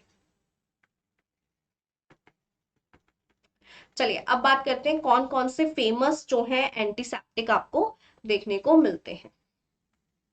देखिए सबसे फेमस तो है डिटॉल। आपको पता है जो डिटॉल है, ये एक बहुत ही फेमस क्या है, एंटीसेप्टिक है। बेसिकली अगर मैं आपको बताऊं, जो डिटॉल है ना, ये किसका मिक्सचर होता है, क्लोरोऑक्सीलिनॉल एंड हमारा अल्फा टर्पिनॉल। तो ये इन दोनों का मिक्सचर होता है, इन दोनों की स्ट्रक्चर्स भी आपको पता होनी चाहिए। ठीक है जी। नेक्स्ट आपको जो है आपको ये भी मार्केट में काफी देखने को मिलता है, सेवलॉन। तो जो सेवलॉन है ये भी एक वेल नोन एंटीसेप्टिक है। सेवलॉन जो है ये बना होता है, ये भी एक सोल्यूशन होता है। किसका सोल्यूशन होता है, let me tell you, this is chloro gluconate. ठीक है, तो ये क्लोरोग्लूकोनेट का सोल्यूशन होता है आपका सेवलॉन। तो पहला डेटॉल, दूसरा सेवलॉन। तीसरा आपने देखा होगा, जब आप साबुन लगाते हो, ऑफ कोर्स डीकम्पोजिशन होती है आपकी स्किन पे ऑर्गेनिक मैटर की, लेकिन बदबू नहीं आती है। तो ये क्यों नहीं आती, ये बिथिनॉल के कारण नहीं आती। ये बहुत फेमस आपका एंटीसेप्टिक है, जिसे आप ऐड करते हो, साबुन में ऐड करते हो, ताकि वो बदबू है ना वो ना आए। तो इसकी भी स्ट्रक्चर आपको पता होना जरूरी है। इसके अलावा गाइस आप बोरिक एसिड को भी अगर आप उसका डाइल्यूट सोल्यूशन लेते हो, इसे भी आप एज अ एंटीसेप्टिक यूज कर सकते हो, एंड इससे आई वॉश वगैरह भी की जाती है। इसी तरह आप देखिएगा हाइड्रोजन परऑक्साइड, इसे भी एज अ एंटीसेप्टिक यूज किया जाता है। जब कहीं पे जख्म हो जाता है, टीथ पे, ईयर्स पे, तो इसे भी एज अ एंटीसेप्टिक हम यूज करते हैं। इसके अलावा सबसे फेमस है आइडोफॉर्म। तो आइडोफॉर्म जैसे ही आप स्किन से कांटेक्ट में लेके जाओगे ना, ये I2 क्या करती है, लिबरेट करती है। अब ये आयोडीन भी ना बेसिकली क्या है, एक एंटीसेप्टिक ही है। अगर आपको पता हो टिंक्चर ऑफ आयोडीन क्या होता है, this is 2-3% solution of iodine. तो ये भी एज अ एंटीसेप्टिक यूज किया जाता है। इसके अलावा गाइस KMnO4 यानी पोटेशियम पर मैग्नेट भी आपकी जो है एज अ एंटीसेप्टिक यूज की जाती है इन डाइल्यूट सोल्यूशन। मतलब डाइल्यूट सोल्यूशन आपको इसका लेना पड़ेगा अगर आप इसको एंटीसेप्टिक की तरह यूज करना चाहते हो।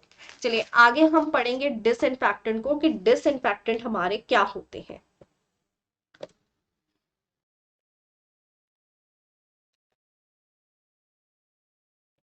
चलिए अब बात करते हैं डिसइंफेक्टेंट की। अगर मैं आपसे कहूँ डिसइंफेक्टेंट क्या होते हैं, तो देखो डिसइंफेक्टेंट भी ना ऐसे केमिकल सब्सटेंस हैं जो कि माइक्रो ऑर्गेनिज्म को किल करते हैं, लेकिन ये आप ना अपने लिविंग टिश्यूज पे अप्लाई नहीं कर सकते हो। मतलब कि ये ह्यूमन बीइंग्स पे नहीं आप अप्लाई कर सकते हो। ये यूज होते हैं बेसिकली जब आपको टॉयलेट साफ करनी होती है, फ्लोर साफ करने होते हैं, नालियां साफ करनी होती हैं। तो डिसइंफेक्टेंट ऐसे केमिकल सब्सटेंस हैं जो कि माइक्रो ऑर्गेनिज्म को किल करेंगे, लेकिन कहाँ पे, टॉयलेट में, फ्लोर में, ड्रेन में। ओके। अब क्या है, सेम सब्सटेंस जो है वो एज अ डिसइंफेक्टेंट भी काम कर सकता है, एज अ एंटीसेप्टिक भी काम कर सकता है, बट कंसंट्रेशन जो है वो डिफर करेगी। चलिए उसके पहले मैं आपको एक डिसइंफेक्टेंट की एग्जांपल देती हूँ, जैसे कि लो कंसंट्रेशन ऑफ क्लोरीन,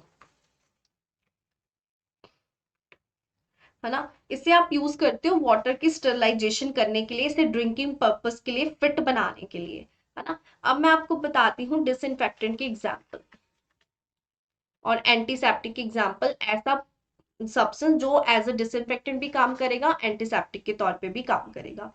अब आप देखिए फिनोल। अगर आपने फिनोल को लिया 0.2% इसकी कंसंट्रेशन ली, तो ये एक्ट करती है एज अ एंटीसेप्टिक। अगर आपने इसकी कंसंट्रेशन कितनी ली, आपने इसकी कंसंट्रेशन कर दी 1%, तो ये एक्ट करेगी एज अ डिसइंफेक्टेंट। तो देखिए सेम सब्सटेंस है, लेकिन वो काम कर सकता है एज ए एंटीसेप्टिक भी एंड डिसइंफेक्टेंट भी। सिमिलरली अगर आप लो कंसंट्रेशन लेते हो SO2 की, तो ये आपको जो स्क्वैश आते हैं मार्केट में उनकी प्रिजर्वेशन के लिए यूज होता है ना। लेकिन अगर आप हाई कंसेंट्रेशन लेते हो SO2 की, तो ये एज अ डिसइंफेक्टेंट यूज होता है फॉर लिविंग रूम्स, ठीक है। तो ये थोड़ा आपको 2-3 एग्जाम्पल्स हैं जिसे आपको अपने दिमाग में रखना पड़ेगा फॉर एग्जाम पर्पस। सो यहाँ पे डिसइंफेक्टेंट होता है खत्म।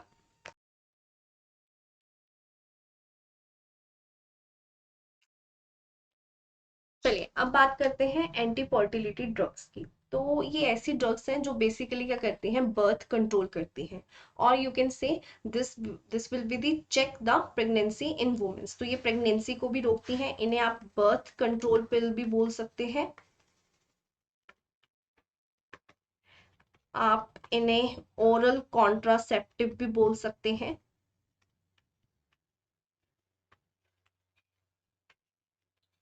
तो अगर इन्हें as a birth control pill या ओरल कॉन्ट्रासेप्टिव काम करना है तो बेसिकली इन्हें करना क्या होगा, इन्हें कंट्रोल करना होगा फीमेल मेंस्ट्रुअल साइकिल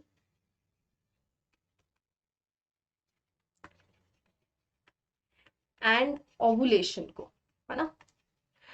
तो ऑफ कोर्स इन पिल्स को इस तरह एक्ट करना होगा कि ये किसी तरह इन दो चीजों को रोक दे, तो of course there will be no fertility, है ना। तो अब देखिएगा, अब आपको एक चीज पता होनी चाहिए कि एक हमारी बॉडी में जो कंपोनेंट होता है एस्ट्रोजन,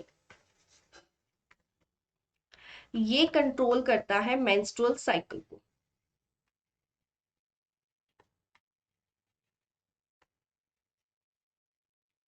दूसरा एक और जो हमारी बॉडी में कंपोनेंट होता है, मैं कलर चेंज करके लिख देती हूँ, ये आपको थोड़ा याद रह जाएगा, प्रोजेस्टेरोन।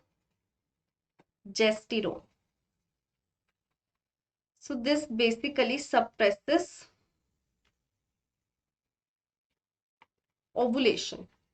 तो गाइस जो ड्रग्स होती है ना, वो इनके ही डेरिवेटिव होते हैं, बिकॉज हमें बर्थ कंट्रोल करने के लिए ही इन दो चीजों को ही रोकना होता है। फॉर एग्जाम्पल नॉर एथिनड्रोन, है ना। अब ये नॉर एथिनड्रोन है, ये बेसिकली किसका डेरिवेटिव है, प्रोजेस्टिट्रोन का, है ना। एंड इसी तरह आप देखें, आपके पास है नोवेस्ट्रोल, इस ड्रग को आप नोवेस्ट्रोल भी बोल सकते हैं। इनकी स्ट्रक्चर्स अगर आप याद करना चाहते हैं कर सकते हैं, अगर नहीं भी करते तब भी कोई इतना इशू नहीं है, क्योंकि अभी तक ये पूछ ही नहीं गई है। तो इन्हें आप जो है, इन्हें नोवेस्ट्रॉल को आप, ये बेसिकली डेरिवेटिव है एस्ट्रोजन का, है ना। तो ऑफ कोर्स इन ड्रग्स के साइड इफेक्ट्स भी होते ही हैं। ओके, इसी तरह आपको पता होना चाहिए नेक्स्ट जो आपकी एक ड्रग, एक और ड्रग है जो काफी फेमस है, दिस इज माइफप्रिस्टोन।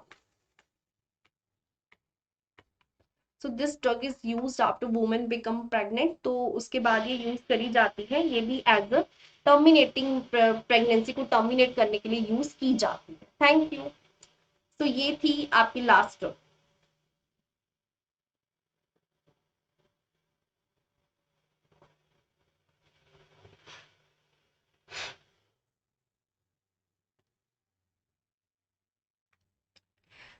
चलिए, तो मैं आपको एक चीज बताना चाहूंगी कि हमारी बॉडी में क्या होता है, एस्ट्रोजन,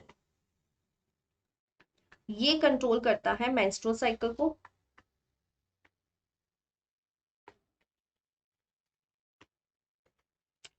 इसी तरह आपको हमारी बॉडी में देखने को मिलता है progesterone. This basically suppresses ovulation. Okay, तो ये जो नॉर एथिनड्रोन जो है, ये बेसिकली डेरिवेटिव है एस्ट्रोजन का, सॉरी प्रोजेस्टेरोन का, माफ कर दीजिएगा। एंड इसी तरह नोवेस्ट्रॉल, ये जो ड्रग है इसे आप नोवेस्ट्रॉल भी बोल सकते हैं। तो ये जो ड्रग है ये डेरिवेटिव है हमारी एस्ट्रोजन का। ओके, तो ऑफ कोर्स अगर आप इन दोनों चीजों को रोक दोगे तो बर्थ कंट्रोल तो खुद ही रुक जाएगा। इसके अलावा बहुत फेमस ड्रग है जो आपको पता होनी चाहिए, जिसका आपको सिर्फ नाम ही पता होना चाहिए, this is mifepristone. It is given after pregnancy, तो इसे आप मॉर्निंग आफ्टर पिल भी बोलते हो।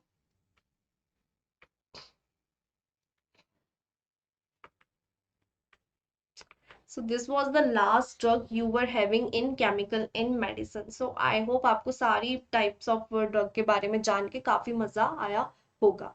चलो अब चलते हैं नेक्स्ट सेक्शन की तरफ, that is chemical in foods.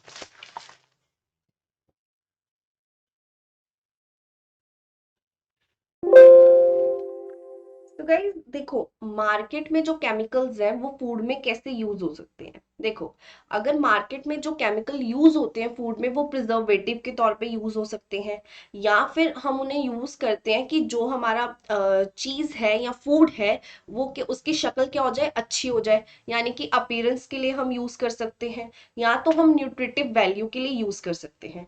आप इस चैप्टर में ना बेसिकली क्या पढ़ने वाले हो, आर्टिफिशियली स्वीटनर, ठीक है, मतलब कि आर्टिफिशियली आप कैसे स्वीटनेस ऐड करते हो केमिकल्स के थ्रू। ओके, दूसरा जो पार्ट आप इस चैप्टर में कवर करोगे वो होगे एंटीऑक्सीडेंट।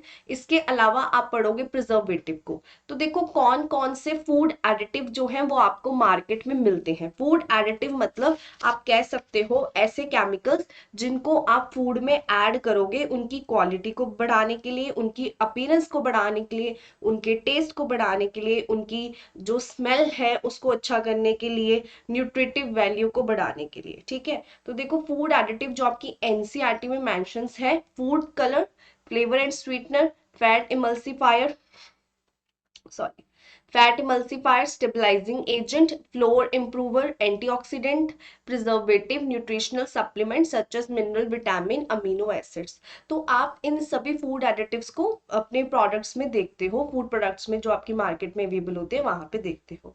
देखो आपने इस चैप्टर में क्या पढ़ना है, again I am repeating, artificially sweetener, antioxidant, preservative. चलो फिर स्टार्ट करते हैं आर्टिफिशियली स्वीटनर से। ओके, देखो जो टेबल शुगर होती है, टेबल शुगर बेसिकली क्या होती है, this is sucrose and fructose. यही हमारी क्या होती है, टेबल शुगर होती है। ओके, ये नेचुरली आप इसे कह सकते हो, this is natural sweetening agent या फिर स्वीटनर्स। आप इन्हें कुछ भी बोल सकते हो, स्वीटनिंग एजेंट भी बोल सकते हो और स्वीटनर्स भी बोल सकते हो। सो ऑब्वियसली यार, अगर आप इनको लेते हो, कंज्यूम करते हो, ये कैलोरी इनटेक्स तो बढ़ाएंगे ही बढ़ाएंगे, साथ में ये टूथ डिके को भी प्रमोट करते हैं, है ना। तो अब इन प्रॉब्लम्स को अवॉइड करने के लिए कई लोग क्या लेते हैं, आर्टिफिशियली स्वीटनर्स लेते हैं। आपने देखा होगा जैसे डायबिटीज वाले पेशेंट्स हैं, या जिनको मतलब टूथ डिके डिके की प्रॉब्लम से बचना है, या जिनको कैलोरीज इनटेक अपनी कम करनी है ना, क्योंकि आपको पता है चीनी जो होती है वो आपका वेट भी कहीं ना कहीं गेन करने के लिए रिस्पॉन्सिबल होती है। तो सबसे पहला जो आर्टिफिशियली स्वीटनर आया ना, इट वाज सेक्रिन। ठीक है, ये था सेक्रिन। सेक्रिन आया 1879 में। आपको इसका सन याद रखने की जरूरत नहीं है। इसको बेसिकली सेक्रिन होता क्या है, ऑर्थोसल्फो बेंजी इमीड, ये इसकी स्ट्रक्चर है, बहुत इजी से इसकी स्ट्रक्चर है। अब ये क्या है जी, ये आपकी होती है नेचुरल शुगर से 550 गुना स्वीट। मतलब इसकी जो स्वीटनेस वैल्यू है आपकी, सॉरी, केन शुगर से वो कितनी है, 550 गुना ज्यादा है। ओके, अब आप खुद सोचें कि 550 गुना मतलब कितनी ज्यादा मीठी होती है ये, है ना। तो अब ये क्या होती है, इनसॉल्युबल इन वाटर होती है, इनसॉल्युबल इन वाटर। देखो मार्केट में ये कैसे बिकती है, मार्केट में ना ये एज अ साल्ट बिकेगी। किसके साल्ट के में, सोडियम साल्ट की तरह बिकेगी। अगर मैं यहाँ से हाइड्रोजन हटा दूं तो यहाँ पे नेगेटिव आएगा, एंड यहाँ पे सोडियम मैंने पॉजिटिव लगा दिया इस नेगेटिव को बैलेंस करने के लिए। तो मार्केट में ये कैसे बिकती है जी, सोडियम साल्ट ऑफ सेक्टरिन।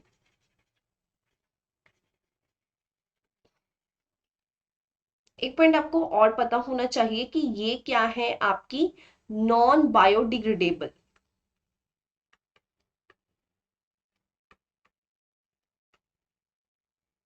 अगर ये नॉन बायोडिग्रेडेबल है तो इसकी कोई भी कैलोरीज वैल्यूज नहीं होती है।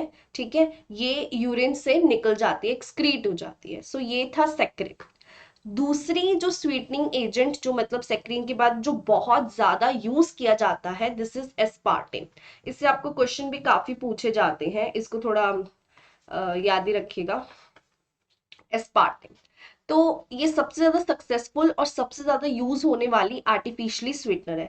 ये सक्रोज से 100 गुना ज्यादा मीठी है ना। तो यहाँ से आप हिसाब लगाएं कि ये कितनी मीठी है। और आप देखिए जो डायबिटीज पेशेंट्स होते हैं उनको जनरली यही एस्पार्टिम ही वगैरह दी जाती है ना। ये सॉफ्ट ड्रिंक में यूज होती है, कोल्ड ड्रिंक में यूज होती है। आल्सो गाइज, एस्पार्टिम का ना एक ड्रॉबैक है, आप इसे बेकिंग टेम्परेचर और यू कैन से आप इसे कुकिंग टेम्परेचर पे यूज नहीं कर सकते हो। तो ये जो आपके एस्पार्टिम है इसे आप कुकिंग टेम्परेचर में तो यूज नहीं कर सकते। ओके, दैट इज वाई ये ठंडी चीजों में ही आपको देखने को मिलती है। आई होप आपको एस्पार्टिम जो है वो समझ आया होगा। एंड कई लोगों को एक डिजीज होती है which is phenyl ketone urea. तो जिन लोगों को फिनाइल कीटोन यूरिया डिजीज होती है उन्हें एस्पार्टिम नहीं दिया जाता है, बिकॉज जो आपका फिनाइल कीटोन यूरिया होगा this will get converted to phenyl pyruvic acid. तो मैं ये आपको लिख देती हूँ। तो जिन लोगों को फिनाइल कीटोन यूरिया की प्रॉब्लम होगी वो इसे नहीं लेंगे, क्योंकि ये कन्वर्ट कर देता है फिनाइल कीटोन को पायरुविक एसिड में, जो कि बेसिकली ब्रेन हैमरेज का भी, ब्रेन डैमेज का भी एक वन ऑफ द कॉज होती है एंड मेंटल रिटार्डेशन का भी कॉज होती है इन्फेंट्स में। ठीक है, चलिए नेक्स्ट जो बहुत ज्यादा फेमस आपकी शुगर है दिस इज सुक्रालोस। तो अगर आप सुक्रालोस को ध्यान से देखें तो सुक्रालोस बेसिकली सक्रोज से ही बना है। ये क्या है, ट्राई क्लोरो डेरिवेटिव। अब आप देखें ये सक्रोज की स्ट्रक्चर है, यहाँ पे क्लोरीन है, यहाँ पे क्लोरीन है, यहाँ पे क्लोरीन है, तो तीन जगह ये क्लोरीन है ना। तो ये बेसिकली क्या है, ट्राई क्लोरो डेरिवेटिव है हमारे सुक्रोज का।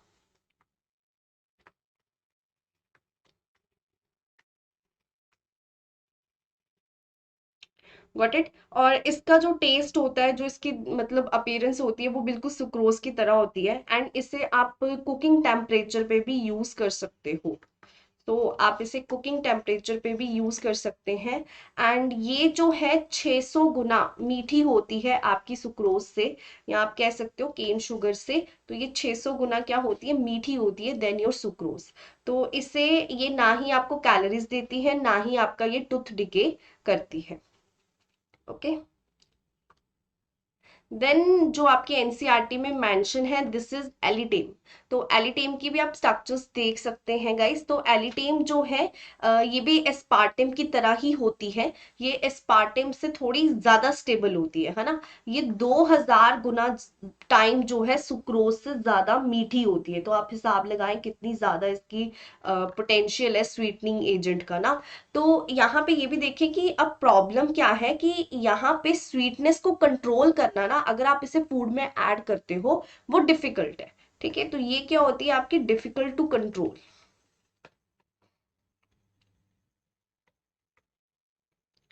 तो ये पॉइंट्स आपको इन आर्टिफिशियल स्वीटनेस के बारे में पता होना चाहिए। इसके अलावा एक पॉइंट मैं जो यहाँ पे ऐड करना चाहूंगी this is about L glucose. आपको पता है हमारी जो बॉडी है वो बेसिकली किसे मेटाबॉलिज्म किसे मेटाबोलाइज कर सकती है, डी ग्लूकोज को। तो एल ग्लूकोज भी जो होते हैं ये भी मीठे ही होते हैं, स्वीट ही होते हैं। एंड ये भी जो ये कोई एनर्जी नहीं प्रोवाइड करते हैं। ठीक है, ये कोई एनर्जी नहीं प्रोवाइड करते हैं क्योंकि हमारी बॉडी में कोई एंजाइम ही नहीं है इनकी मेटाबॉलिज्म के लिए। तो देखा जाए तो आप इनको भी एज अ आर्टिफिशियली स्वीटनर के तौर पे यूज कर सकते हो। ठीक है जी, ये भी जो है एक्सक्रीट हो जाएंगे थ्रू यूरिन। तो ये भी एक एल ग्लूकोज या यू कैन से एल शुगर्स, ये एक अच्छी ऑप्शन है एज अ आर्टिफिशियली स्वीटनर। आपने हेक्सॉल्स पढ़े होंगे है ना अपने कार्बोहाइड्रेट चैप्टर्स में। तो वो सभी उनकी जो एल कैटेगरी होगी आप उन सबको यूज कर सकते हो, उनका जो एल आइसोमर होगा। तो ये थे आपके आर्टिफिशियली स्वीटनर। आगे हम बात करेंगे प्रिजर्वेटिव की एंड एंटीऑक्सीडेंट की। आई होप आपको यहाँ तक समझ आया होगा। तो अगर हम प्रिजर्वेटिव की बात करें ना, तो देखो, तुम्हारे घरों पे ही ना आपने मम्मा को अचार बनाते देखा होगा, है ना। तो अचार में बहुत सारा नमक डाला जाता है, इसी तरह खट्टा अचार होता है, मीठा अचार होता है। जाम देखिएगा, जाम कितना मीठा होता है। तो बेसिकली जो साल्ट होता है ना, आपका शुगर होता है। अगर आप एक्सेस में ऑयल लेते हो, तो ये भी ना प्रिजर्वेटिव की तरह काम करते हैं। प्रिजर्वेटिव का यहाँ पे मतलब है कि ये ऐसे सब्सटेंस होते हैं जो फूड को खराब होने से बचाते हैं, है ना। अब फूड क्यों खराब होता है? माइक्रो ऑर्गेनिज्म के एक्शंस के कारण, है ना जी। तो अगर आप बात करो, प्रिजर्वेटिव बेसिकली ऐसे केमिकल सब्सटेंस होते हैं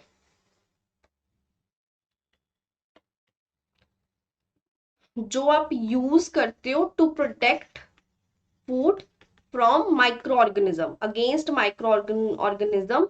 आप देखो, आपका फूड क्यों खराब होगा? क्योंकि माइक्रो ऑर्गेनिजम्स का एक्शन होगा। तो अगर आप जो है फूड प्रिजर्वेटिव यूज करोगे, तो माइक्रो ऑर्गेनिजम्स जो है आपके फूड को स्पॉइल नहीं खराब कर पाएंगे, या थोड़ी देर बाद करेंगे, यानी लाइफ टाइम जो है आपके फूड की वो बढ़ जाएगी। अब कॉमन आपके घरों में मैंने आपको बताया, साल्ट होता है, शुगर होता है, एक्सेस ऑयल होता है। तो ये भी क्या है? ये भी नेचुरल फूड प्रिजर्वेटिव है। अब हम बात करते हैं जो हमें मतलब आपको जनरली जो केमिकल्स हैं वो एज अ फूड प्रिजर्वेटिव देखने को मिलते हैं। तो सबसे फेमस एग्जांपल होती है सोडियम बेंजोएट की।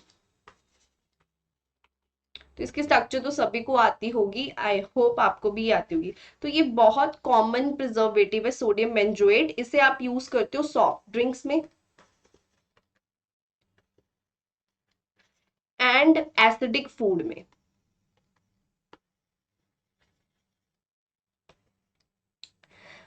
तो ये जो है आपका जो सोडियम बेंजोएट होता है, जब ये कन्वर्ट, ये जब आप बॉडी में मतलब जब आप इसको कंज्यूम करोगे, जब आप इसको मतलब मेटाबॉलिज्म होगा, ये कन्वर्ट हो जाता है हिपोपुरिक एसिड, जो कि एक्सक्रीट हो जाता है थ्रू यूरिन।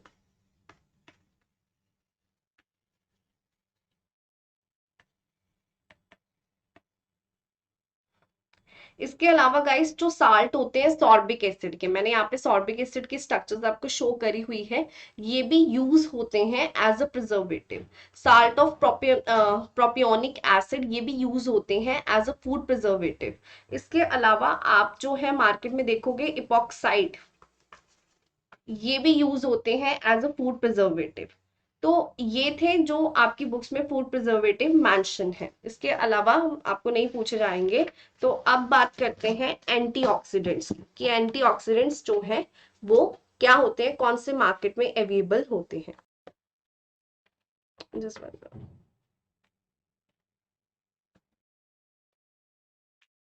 तो चलिए अब बात करते हैं, अगर हम एंटीऑक्सीडेंट की बात करें, देखो कई केमिकल्स होते हैं, वो क्या प्रिवेंट करते हैं, जो हमारे फूड में फैट होता है ना, उसकी ऑक्सीडेशन को प्रिवेंट करते हैं। अगर मैं बोलूं हमारा फूड क्यों खराब हो सकता है, देखो हमारे फूड में क्या प्रेजेंट होता है, अगर फैट प्रेजेंट होता है, तो जो भी प्रोसेस्ड फूड होते हैं, जैसे पोटैटो चिप्स होता है, बिस्किट होता है, ब्रेकफास्ट सीरियल्स होते हैं, क्रैकर्स होते हैं, इनमें क्या होता है, फैट होता है। जब फैट की ऑक्सीडेशन हो जाए तब भी हमारा फूड क्या हो जाता है, खराब हो जाता है। अब ऐसे केमिकल जो इन फैट्स की ऑक्सीडेशन को रोके, उन्हें आप क्या बोलते हो, एंटीऑक्सीडेंट बोलते हो। अब ये एंटीऑक्सीडेंट्स जो होते हैं ना, आप इन्हें मतलब प्रोसेस्ड फूड में ऑफ कोर्स डालोगे ही डालोगे। अब ये जो है ये ज्यादा रिएक्टिव होंगे टुवर्ड ऑक्सीजन, ठीक है, ये ज्यादा रिएक्टिव होते हैं टुवर्ड ऑक्सीजन। एंड मार्केट में जो सबसे ज्यादा फेमस, एंड इवन अगर आपने अपनी 10th क्लास में भी इसके बारे में पढ़ा ही होगा, तो ये होते हैं ब्यूटाइलेटेड हाइड्रोक्सीटोलिन, जिसको आप बीएचटी बोलते हो।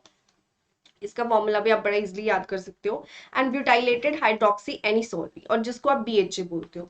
तो ये मोस्ट कॉमन एंटीऑक्सीडेंट है। कभी कभी ना इनको यूज किया जाता है विद विटामिन सी के कॉम्बिनेशन के साथ।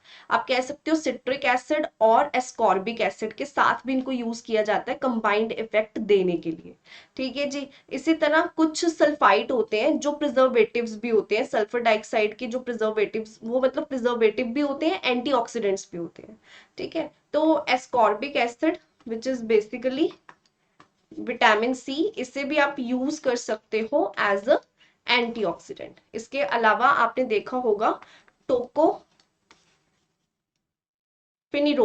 टोकोफिनिरोल, पिरोल, सॉरी, इसे मैं इधर लिख देती हूँ, ये ज्यादा विजिबल होगा।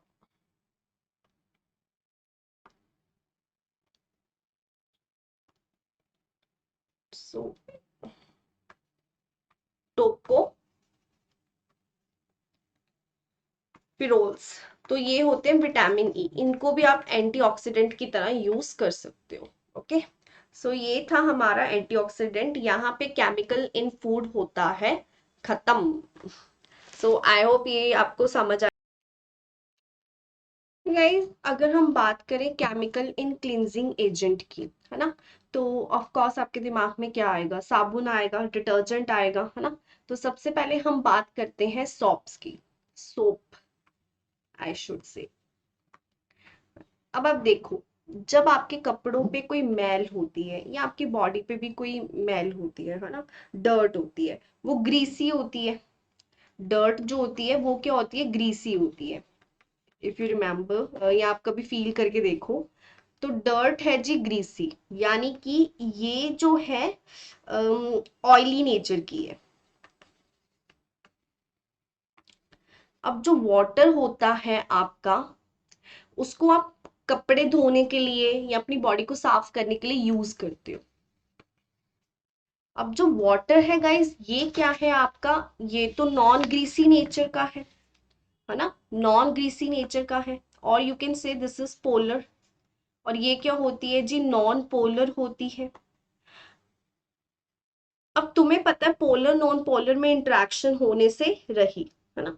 तो आपको कुछ ऐसा चाहिए कि जो आपकी डर्ट के साथ भी इंटरेक्ट करे और जो आपके वाटर के साथ भी इंटरेक्ट करे, मतलब जिसका एक एंड क्या हो? नॉन पोलर, और एक एंड उसका क्या हो? पोलर हो। मतलब दोनों के प्रॉपर्टीज हो, दोनों को वो किसी ना किसी तरह उन दोनों के साथ इंटरेक्ट करे। तो यहां से ना कॉन्सेप्ट आता है आपके सोप्स का। तो अगर मैं आपसे पूछूं सोप बेसिकली है क्या, तो सोप आपके ना सोडियम और पोटेशियम साल्ट है। सोडियम और पोटेशियम साल्ट। अब आप पूछोगे मैम कैल्शियम और मैग्नीशियम साल्ट क्यों नहीं, मतलब क्यों सिर्फ सोडियम एंड पोटेशियम साल्ट? ये भी देखते हैं। सोडियम एंड पोटेशियम साल्ट है ऑफ हायर फैटी एसिड।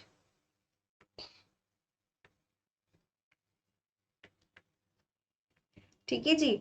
ऐसे मतलब हायर फैटी एसिड, मतलब जिनमें कम से कम 12 से लेके 18 कार्बन तक तो हो ही हो। ओके, एग्जाम्पल मैं आपको देती हूं। सबसे फेमस एग्जाम्पल है C15H31COO नेगेटिव। अब यहाँ पे देखो सोडियम साल्ट है तो सोडियम पॉजिटिव आएगा। ओके, तो this is sodium salt of हमारा पैल्मिटाइट एसिड, पैल्मिटिक एसिड।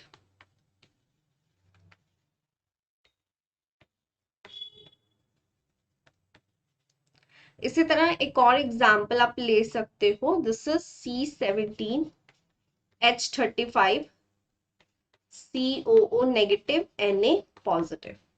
देखो, सोडियम एंड पोटेशियम का ही आप साल्ट बोलोगे, आप कभी भी यहाँ पे कैल्शियम मैग्नीशियम किसी और को कंसीडर नहीं करोगे, किसी और मेटल को कंसीडर नहीं करोगे। क्यों? क्योंकि सोडियम एंड पोटेशियम क्या है? सॉफ्ट है। ठीक है, दे आर सॉफ्ट, वो आपको कोई नुकसान नहीं करेंगे। लेकिन कैल्शियम और मैग्नीशियम क्या है? हार्ड है। तो ये सॉफ्ट होते हैं sodium and potassium to skin, that is why इनको हम यूज करते हैं, ना कि कैल्शियम एंड मैग्नीशियम को। अब हम ना समझते हैं कि सोप जो है आप उसे बना कैसे सकते हो। ये रिएक्शन आपने बहुत बार पढ़ी हुई है ना।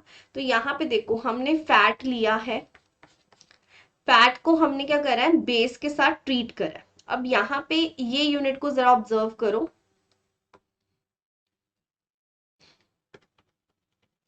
इस यूनिट को।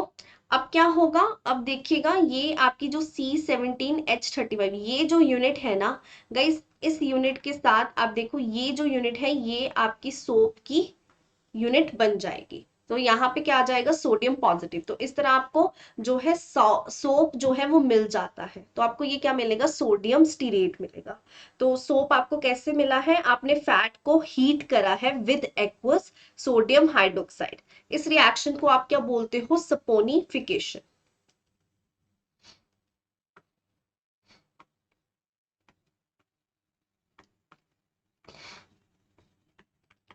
एंड देखो बाय प्रोडक्ट में आपको क्या मिली है, ग्लिसरियोल मिली है, ओके, जिसे आप ग्लिसरीन भी बोलते हो। अब आपके दिमाग में आया कि ये फैट आपको कैसे ऑब्टेन होगा, जरा आप थोड़ा सा दिमाग लगाइएगा और मुझे बताइएगा कि ये फैट जो है ये आपको कैसे मिलता है। चलो ये भी देख लेते हैं। देखो आप ग्लिसरियोल अगर लेते हो, यही आपका ग्लिसरियोल और ग्लिसरीन है। अगर मैंने इसको ट्रीट कर दिया एसिड के साथ,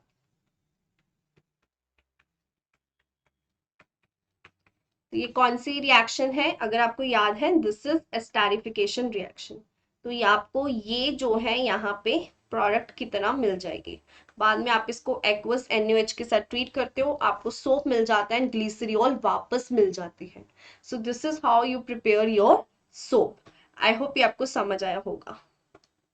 चले अब हम देखते हैं कौन कौन सी टाइप के जो सोप है ना वो मार्केट में अवेलेबल है। देखो सबसे पहले कौन सा आ गया जी, टॉयलेट सोप,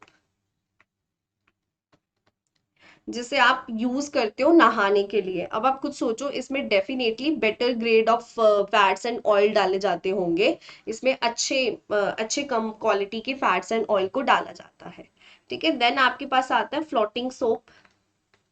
ऐसे सोप जो पानी के ऊपर तैरते हैं। बेसिकली क्या किया जाता है, जो एयर बबल्स है ना उनको पीट पीट के इनके बीच में डाला जाता है।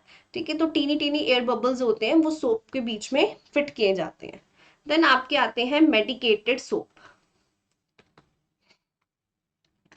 जो मेडिकेटेड सोप है इनमें क्या डाला जाता है, डिटॉल हो गया, सेवलोन हो गया, है ना, सेवलोन ही होती है।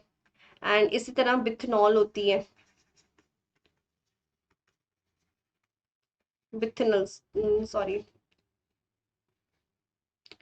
सो इसी तरह आपके लॉन्ड्री सोप होते हैं।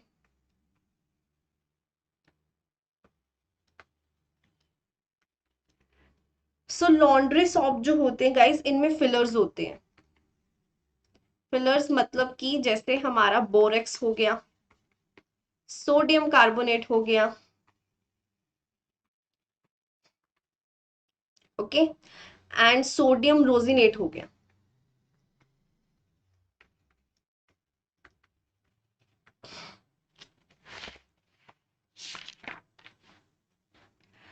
इसी तरह गाइस आपको मार्केट में शेविंग सोप भी देखने को मिलते होंगे। आपने देखा होगा कितनी झाग बनती है ना शेविंग सोप में, अगर आपने कभी भी इसको ऑब्जर्व किया होगा।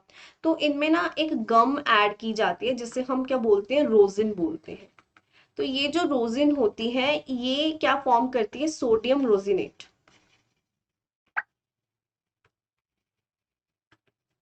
विच लेथर्स वेल, मतलब जो काफी अच्छे झाग सी बना देती है। तो ये 5 तरह के सोप हैं, इनके अलावा और भी आपको देखने को मिलते हैं, उसके बारे में भी आपको बताते हैं। देखिए इसी तरह मार्केट में आपने देखा होगा स्कोरिंग सोप में आपको मिलते होंगे। ये ऐसे सोप्स होते हैं जिनमें थोड़ी सी ना स्क्रबिंग क्वालिटी होती है। स्क्रबिंग अगर आप गर्ल्स को तो पता ही होता है, मार्केट में स्क्रब्स आते हैं, तो इनमें भी ना थोड़ी स्क्रबिंग क्वालिटी होती है। तो स्क्रबिंग क्वालिटी के लिए इनमें हम क्या डालते हैं, जैसे कि सैंड डाल देते हैं फाइनली डिवाइडेड, कि वो स्क्रब की feeling they.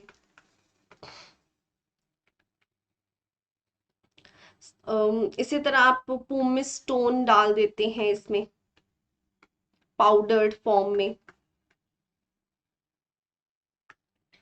So these are the soaps which are available in the market. I hope ये आपको समझ आया होगा।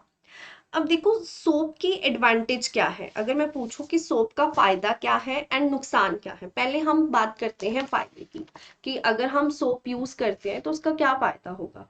देखो सोप क्या है, बायोडिग्रेडेबल, मतलब जैसे ही ये सीवरेज में गए जो माइक्रो ऑर्गेनिज्म है वो इसको डिग्रेड कर सकते हैं। तो ये कोई पॉल्यूशन का कॉज नहीं है, ये पॉल्यूशन नहीं करेंगे। ओके, सो सोप्स हमारे क्या होते हैं, बायोडिग्रेडेबल होते हैं।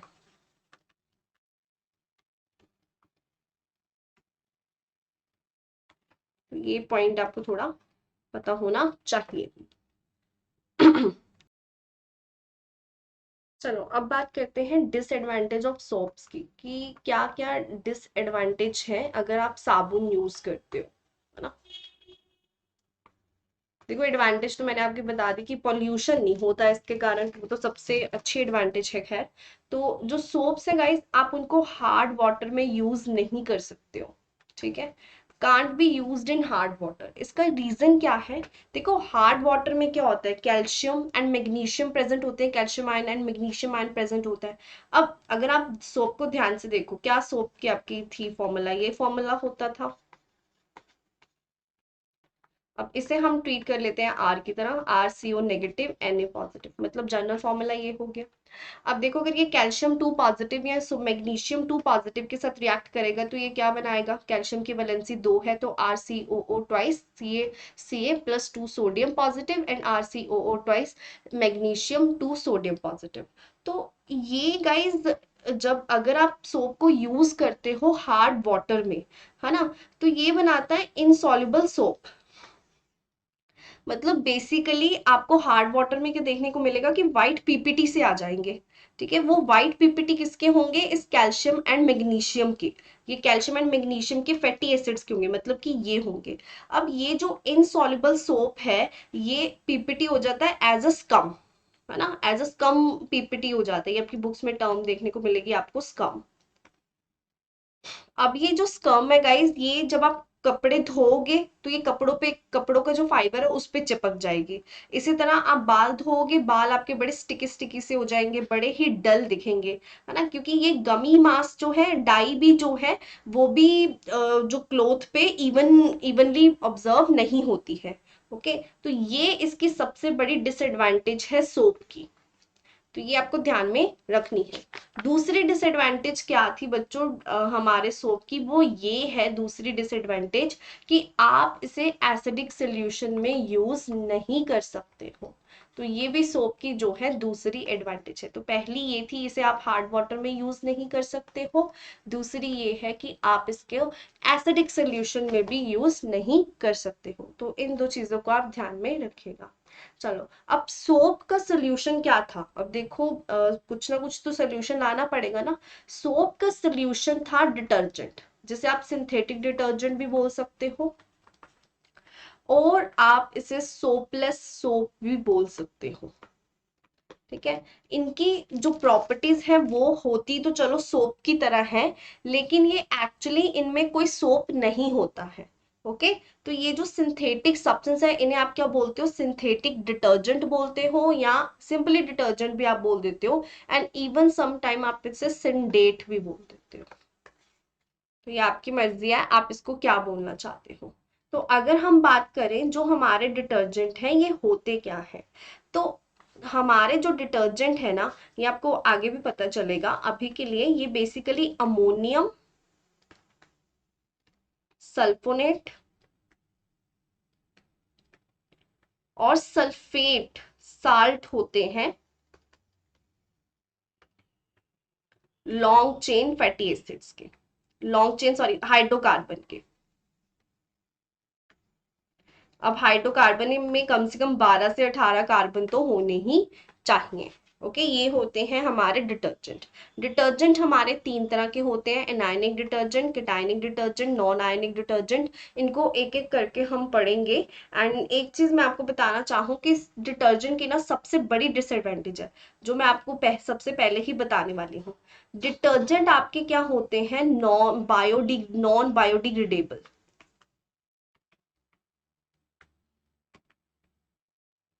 मतलब कि ये एनवायरनमेंट के लिए अच्छे नहीं है, चाहे इनका क्लिनजिंग एक्शन साबुन से भी अच्छा होता है, हार्ड वाटर में भी काम करते हैं, एसिडिक सोल्यूशन में भी काम करते हैं, लेकिन ये एनवायरनमेंट के लिए अच्छे नहीं है। मतलब जब ये सीवरेज में जाएगा तो सीवरेज में जो हमारे माइक्रो ऑर्गेनिज्म मौजूद होंगे वो इसे डीकम्पोज नहीं कर पाएंगे, इसे डिग्रेड नहीं कर पाएंगे।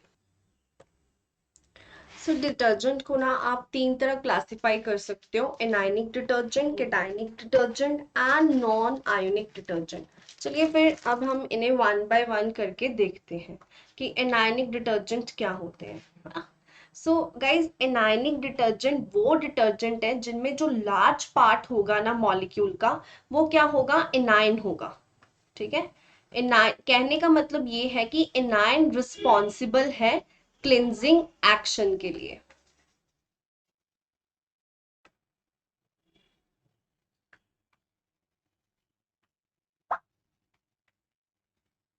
ठीक है जी।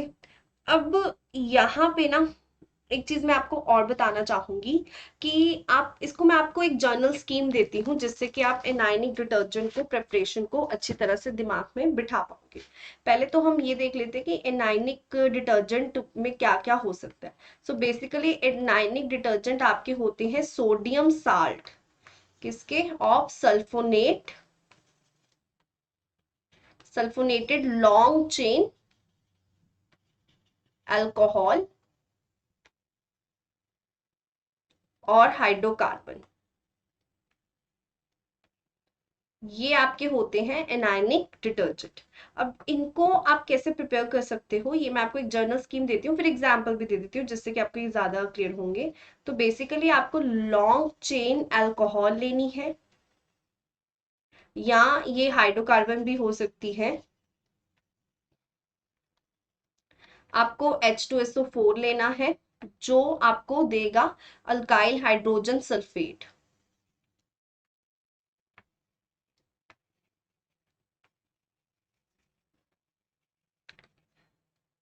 इसके बाद बच्चों आपको लेना होता है एक्वस NaOH, जो आपको दे देगा आपका डिटर्जेंट, और you can say sodium salt of sulphonate long chain alcohol और हाइड्रोकार्बन, है ना। तो पहले मैं आपको ये स्कीम दिखा देती हूँ एग्जाम्पल के तौर पे। ये देखिए एग्जाम्पल है सोडियम लॉरल सल्फेट, है ना।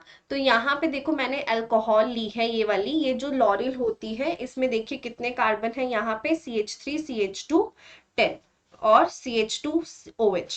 अब हमने क्या करा, कंसंट्रेटेड H2SO4 लिया। अब कंसंट्रेटेड H2SO4 लेने के कारण ये इस H को आपने रिप्लेस कर दिया SO3H से, तो ये क्या हो गया, लॉरेल हाइड्रोजन सल्फेट हो गया। उसके बाद आपने NaOH लिया। अब NaOH लोगे तो यहाँ पे ये जो हाइड्रोजन है ये हट जाएगा, और यहाँ पे नेगेटिव, यहाँ पे इसकी H की जगह क्या आ जाएगा, सोडियम पॉजिटिव आ जाएगा। तो ये आपका डिटर्जेंट है जो आपको रिक्वायर्ड है। ओके, तो आई होप ये स्कीम आपको समझ आई होगी। इसके अलावा ना मार्केट में एक और एनायनिक डिटर्जेंट है जो बहुत ज्यादा फेमस है, तो ये भी मैं आपको दिखा देती हूँ। दिस इज डू डिकाइल, ठीक है, डू डिकाइल बेंजीन। तो आप पहले डू डिकाइल बेंजीन लेंगे, CH3 CH2 11, एंड आप यहाँ पे बेंजीन रिंग बना देंगे। अब इस पे कंसंट्रेटेड H2SO4 लेंगे। अब यहाँ से क्या होगा, CH3 CH2 11, ये देखिए SO3H लग जाएगा जैसे पीछे लगा था। अब यहाँ पे आप क्या लोगे, एक्वस NaOH, वही स्कीम जो आपको मैंने पहले बताई। ये आपको देगा CH3 CH2 11, ये आपकी बेंजीन आ गई, SO3 नेगेटिव Na पॉजिटिव। अच्छा, कमेंट सेक्शन में ना मुझे जरा कमेंट करना कि ये वाला जो रेक्टेंट है जो मैंने यहाँ पे यूज किया है, आप इसे किस रिएक्शन के थ्रू ऑब्टेन कर सकते हो, ठीक है। चलो मैं ही बता देती हूँ, आप इसे फ्रिडल क्राफ्ट अल्काइलेशन के थ्रू ऑब्टेन कर सकते हो, है ना। तो ये आपने पढ़े होंगे अपने बेंजीन वाले चैप्टर में, फ्रिडल क्राफ्ट अल्काइलेशन किसकी करोगे, बेंजीन की करोगे, ठीक है। बेंजीन की करेंगे आप with long chain alkyl halide करते हो, और अल्कीन भी ले सकते हो, ऐसी बात नहीं है। तो ये जो आपका है डिटर्जेंट आपको यहाँ पे मिला है ना, इसका नाम भी नोट कर लीजिएगा, ये मैं अलग कलर से लिख देती हूँ। तो ये होता है आपका सोडियम 4 1 डू डिकाइल बेंजीन, इसके बाद आएगा सल्फोनेट। तो ये भी बहुत फेमस एनाइन डिटर्जेंट है, ठीक है। तो ये मैंने वैसे ही आपको स्कीम समझाने के लिए बताया था। आई होप ये आपको समझ आया होगा। चलिए अब नेक्स्ट देखते हैं। तो अगर हम बात करते हैं केटाइनिक डिटर्जेंट की, ये ना ऐसे डिटर्जेंट हैं जिनमें क्लिनजिंग एक्शन के लिए कौन रिस्पॉन्सिबल है, आपका केटाइन रिस्पॉन्सिबल है, ठीक है। तो यहाँ पे क्लिनजिंग एक्शन क्यों होगा, केटाइन के कारण होगा। तो ये आपको थोड़ा ध्यान में रखना है। इसको ना आप इनवर्ट सोप भी बोलते हो, ठीक है। इनवर्ट सोप क्यों? क्योंकि हम एक्सपेक्ट करते हैं कि क्लिनजिंग एक्शन होगा एनाइन के कारण। पीछे हमने ये देखा है ना ट्रेडिशनली कि जो हमारा क्लिनजिंग एक्शन है, ओहो,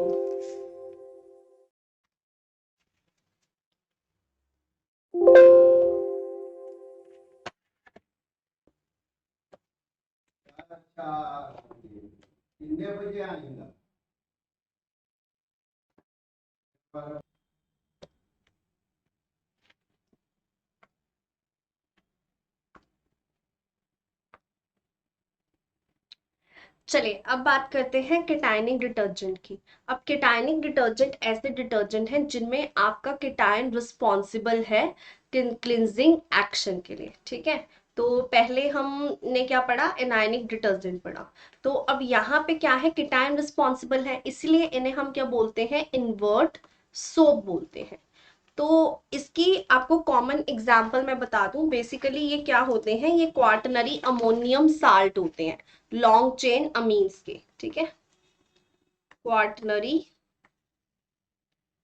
अमोनियम, मैं आपको एग्जाम्पल भी दूंगी इसकी, जिससे कि आप थोड़ा सा रिलेट भी कर पाए। साल्ट, ठीक है, लॉन्ग चेन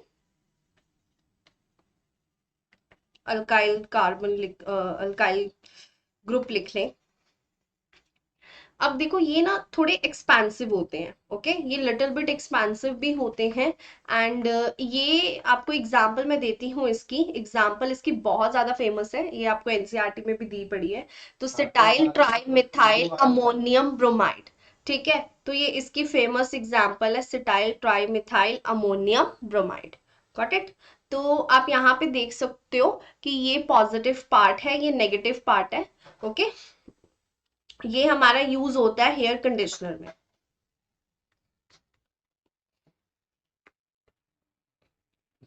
तो आई होप ये आपको समझ आया होगा। 12:30 बजे पिल्लू आएगा, दे देंगे। और उच्ची बोल लो, सारा 3 बारी रिकॉर्डिंग कर ली, 3 बारी खराब करता है, हाय। पता लग गया ਸੀ, सुन लिया ਸੀ मैं नहीं ਉੱਚੀ तो ਤੁਸੀਂ ਲੋਕੀ ਬੋਲਦੇ ਹੋ। रिकॉर्डिंग होता आवाज डिलीट कर। ਉਹ ਨਹੀਂ ਹੁੰਦੀ ਨਾ, ਇੰਨੀ ਐਡੀਟਿੰਗ ਮਾਰਨੀ ਪਊਗੀ ਮੈਨੂੰ, ਫੇਰ ਤੋਂ ਕਰ यार।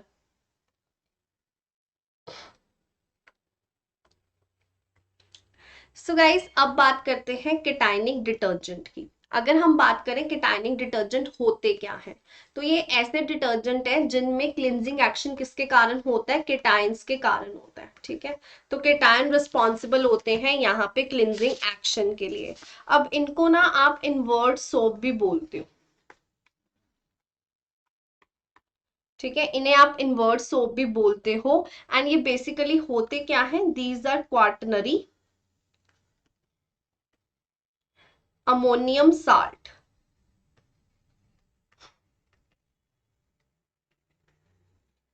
ओके, क्वार्टनरी अमोनियम साल्ट होते हैं of long chain alkyl group, of course. मैं आपको एग्जांपल भी देती हूँ, सबसे फेमस एग्जांपल है सिटाइल ट्राइमिथाइल अमोनियम ब्रोमाइड। ये जो है हमारे, ये लिटिल बिट एक्सपेंसिव होते हैं, ये हेयर कंडीशनर में यूज होता है। तो आप यहीं से हिसाब लगा लो, कंडीशनर आपके जनरली एक्सपेंसिव भी होते हैं। इनकी ना जर्मिसाइडल प्रॉपर्टीज भी होती है।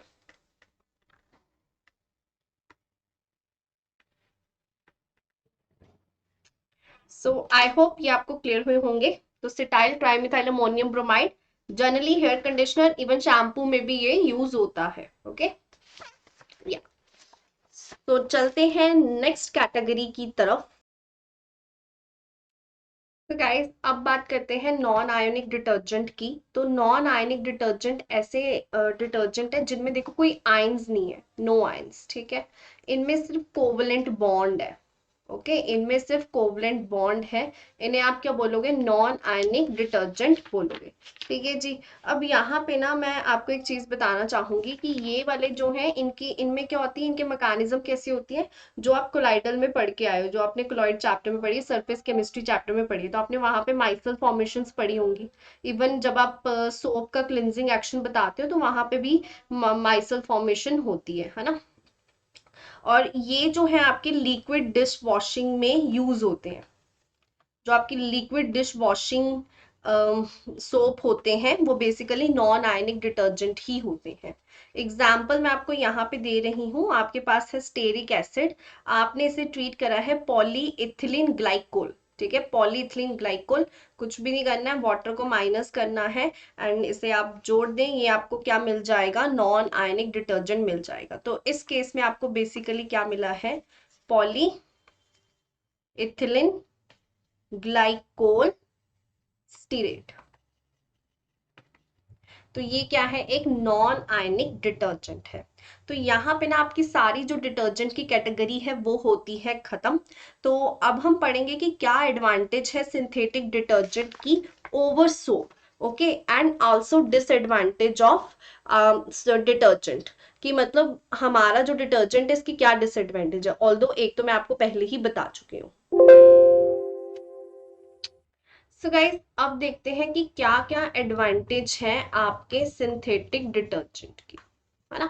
देखो, एक चीज तो मैंने आपको पहले ही बता दी थी कि ये जो तुम्हारे सिंथेटिक डिटर्जेंट है ना, आप इन्हें यूज कर सकते हो इवन हार्ड वाटर में। ओके, तो पहली तो यही होगी, हार्ड वाटर में आप इसे जो है यूज कर सकते हो, है ना। दूसरा क्या है बच्चों, इन्हें आप ना एसिडिक मीडियम में भी यूज कर सकते हो, एसिडिक मीडियम में भी यूज कर सकते हो, क्योंकि जो आपके साबुन थे उन्हें आप जो थे एसिडिक मीडियम में यूज नहीं कर सकते थे। साबुन क्या करते हैं, साबुन जो है वो एसिडिक मीडियम में हो जाते हैं प्रेसिपिटेट। ओके, तो सफाई तो उन्होंने क्या ही करनी है। तीसरा ये है कि जो आपके सिंथेटिक डिटर्जेंट है ना, ये ज्यादा सॉल्युबल होते हैं पानी में, और इसलिए झाग भी ना बड़ी इजीली बना देते हैं। इवन कई डिटर्जेंट तो आप देखोगे कि आइस कोल्ड वाटर में भी ना लेथर्स बना सकते हैं, झाग बना सकते हैं। ओके, तो ये जो आपका सिंथेटिक डिटर्जेंट होता है ये डिक्रीज कर सकता है surface tension of water to the greater extent and hence have a good cleansing action, या आप कह लो stronger cleansing action than our water, oh sorry soap. Okay, तो ये तो थी एडवांटेज। अब देखते हैं थोड़ी सी डिसएडवांटेज कि क्या क्या डिसएडवांटेज है। देखो, डिसएडवांटेज भी हमने आपको पहले ही बता दी थी कि जो सोप है ये क्या है, नॉन बायोडिग्रेडेबल है। अब यहाँ पे ना एक चीज समझो, जितनी ज्यादा आपका जो सिंथेटिक डिटर्जेंट है,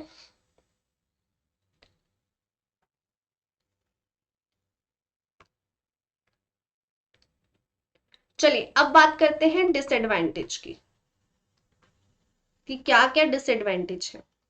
जो आपके सिंथेटिक डिटर्जेंट है ना गाइस, ये क्या है, नॉन बायोडिग्रेडेबल है। मतलब ये एनवायरनमेंट के लिए अच्छे नहीं है, क्योंकि माइक्रो ऑर्गेनिज्म इन्हें डिग्रेड ही नहीं कर सकते हैं। बट आपको एक चीज ना यहाँ पे समझनी है, जितनी आपकी जो डिटर्जेंट की चेन क्या होगी, लीनियर होगी ना, माइक्रो ऑर्गेनिज्म की उतनी ज्यादा कैपेसिटी होगी इन्हें डिग्रेड करने की। जितनी आपके डिटर्जेंट की जो लॉन्ग चेन होगी, ब्रांच्ड होगी ना, माइक्रो ऑर्गेनिज्म बेचारे जो है इसे डिग्रेड नहीं कर पाएंगे। तो इसलिए जो साइंटिस्ट है वो कोशिश करते हैं कि जो उनका डिटर्जेंट है उसमें वो जो लॉन्ग चेन लेना हाइड्रोकार्बन की या अल्काइल ग्रुप की, वो कैसी हो, वो हमारी लीनियर हो। इसका रीजन क्या है, अब यहाँ पे क्या है, ब्रांचिंग है। ब्रांच वाले में देखो, अगर लॉन्ग चेन ब्रांच्ड है आपकी, तो ब्रांच वाले में ब्रांचेस है। अब ब्रांचेस के कारण ना आपके माइक्रो ऑर्गेनिज्म यहाँ पे पहुंच नहीं पाते हैं, इसे अप्रोच नहीं कर पाते हैं, इसमें अटैक नहीं कर पाते हैं। लेकिन लीनियर चेंज में क्या है, आपके जो माइक्रो ऑर्गेनिज्म है इन्हें डीकम्पोज कर सकते हैं, उनके लिए इजी है इसे असेस करना। ओके, तो ये आपको दो पॉइंट्स जो है अपने दिमाग में ध्यान से रखने हैं। तो यहाँ पे ये आपका चैप्टर होता है फिनिश। एंड जाते जाते गाइज मैं आपको बोलना चाहूंगी, थैंक यू वेरी मच अगर आपने ये लेक्चर मतलब देखा है। आप प्लीज इसे शेयर करें, कमेंट करें, लाइक करें, एंड मेरे टेलीग्राम ग्रुप विच इज वानी सैनी केमिस्ट्री, इसे भी ना जरूर ज्वाइन करें। देखिए आप अगर मेरा चैनल शेयर करते हैं या मेरी वीडियो शेयर करते हैं तो इससे मुझे काफी मोटिवेशन मिलती है, काफी मेहनत लगती है। एंड आप मेरा चैनल अगर फर्स्ट टाइम आए हो तो प्लीज सब्सक्राइब करें, मुझे बहुत ही खुशी होगी एंड मोटिवेशन भी जरूर मिलेगी। Thank you, have a nice day.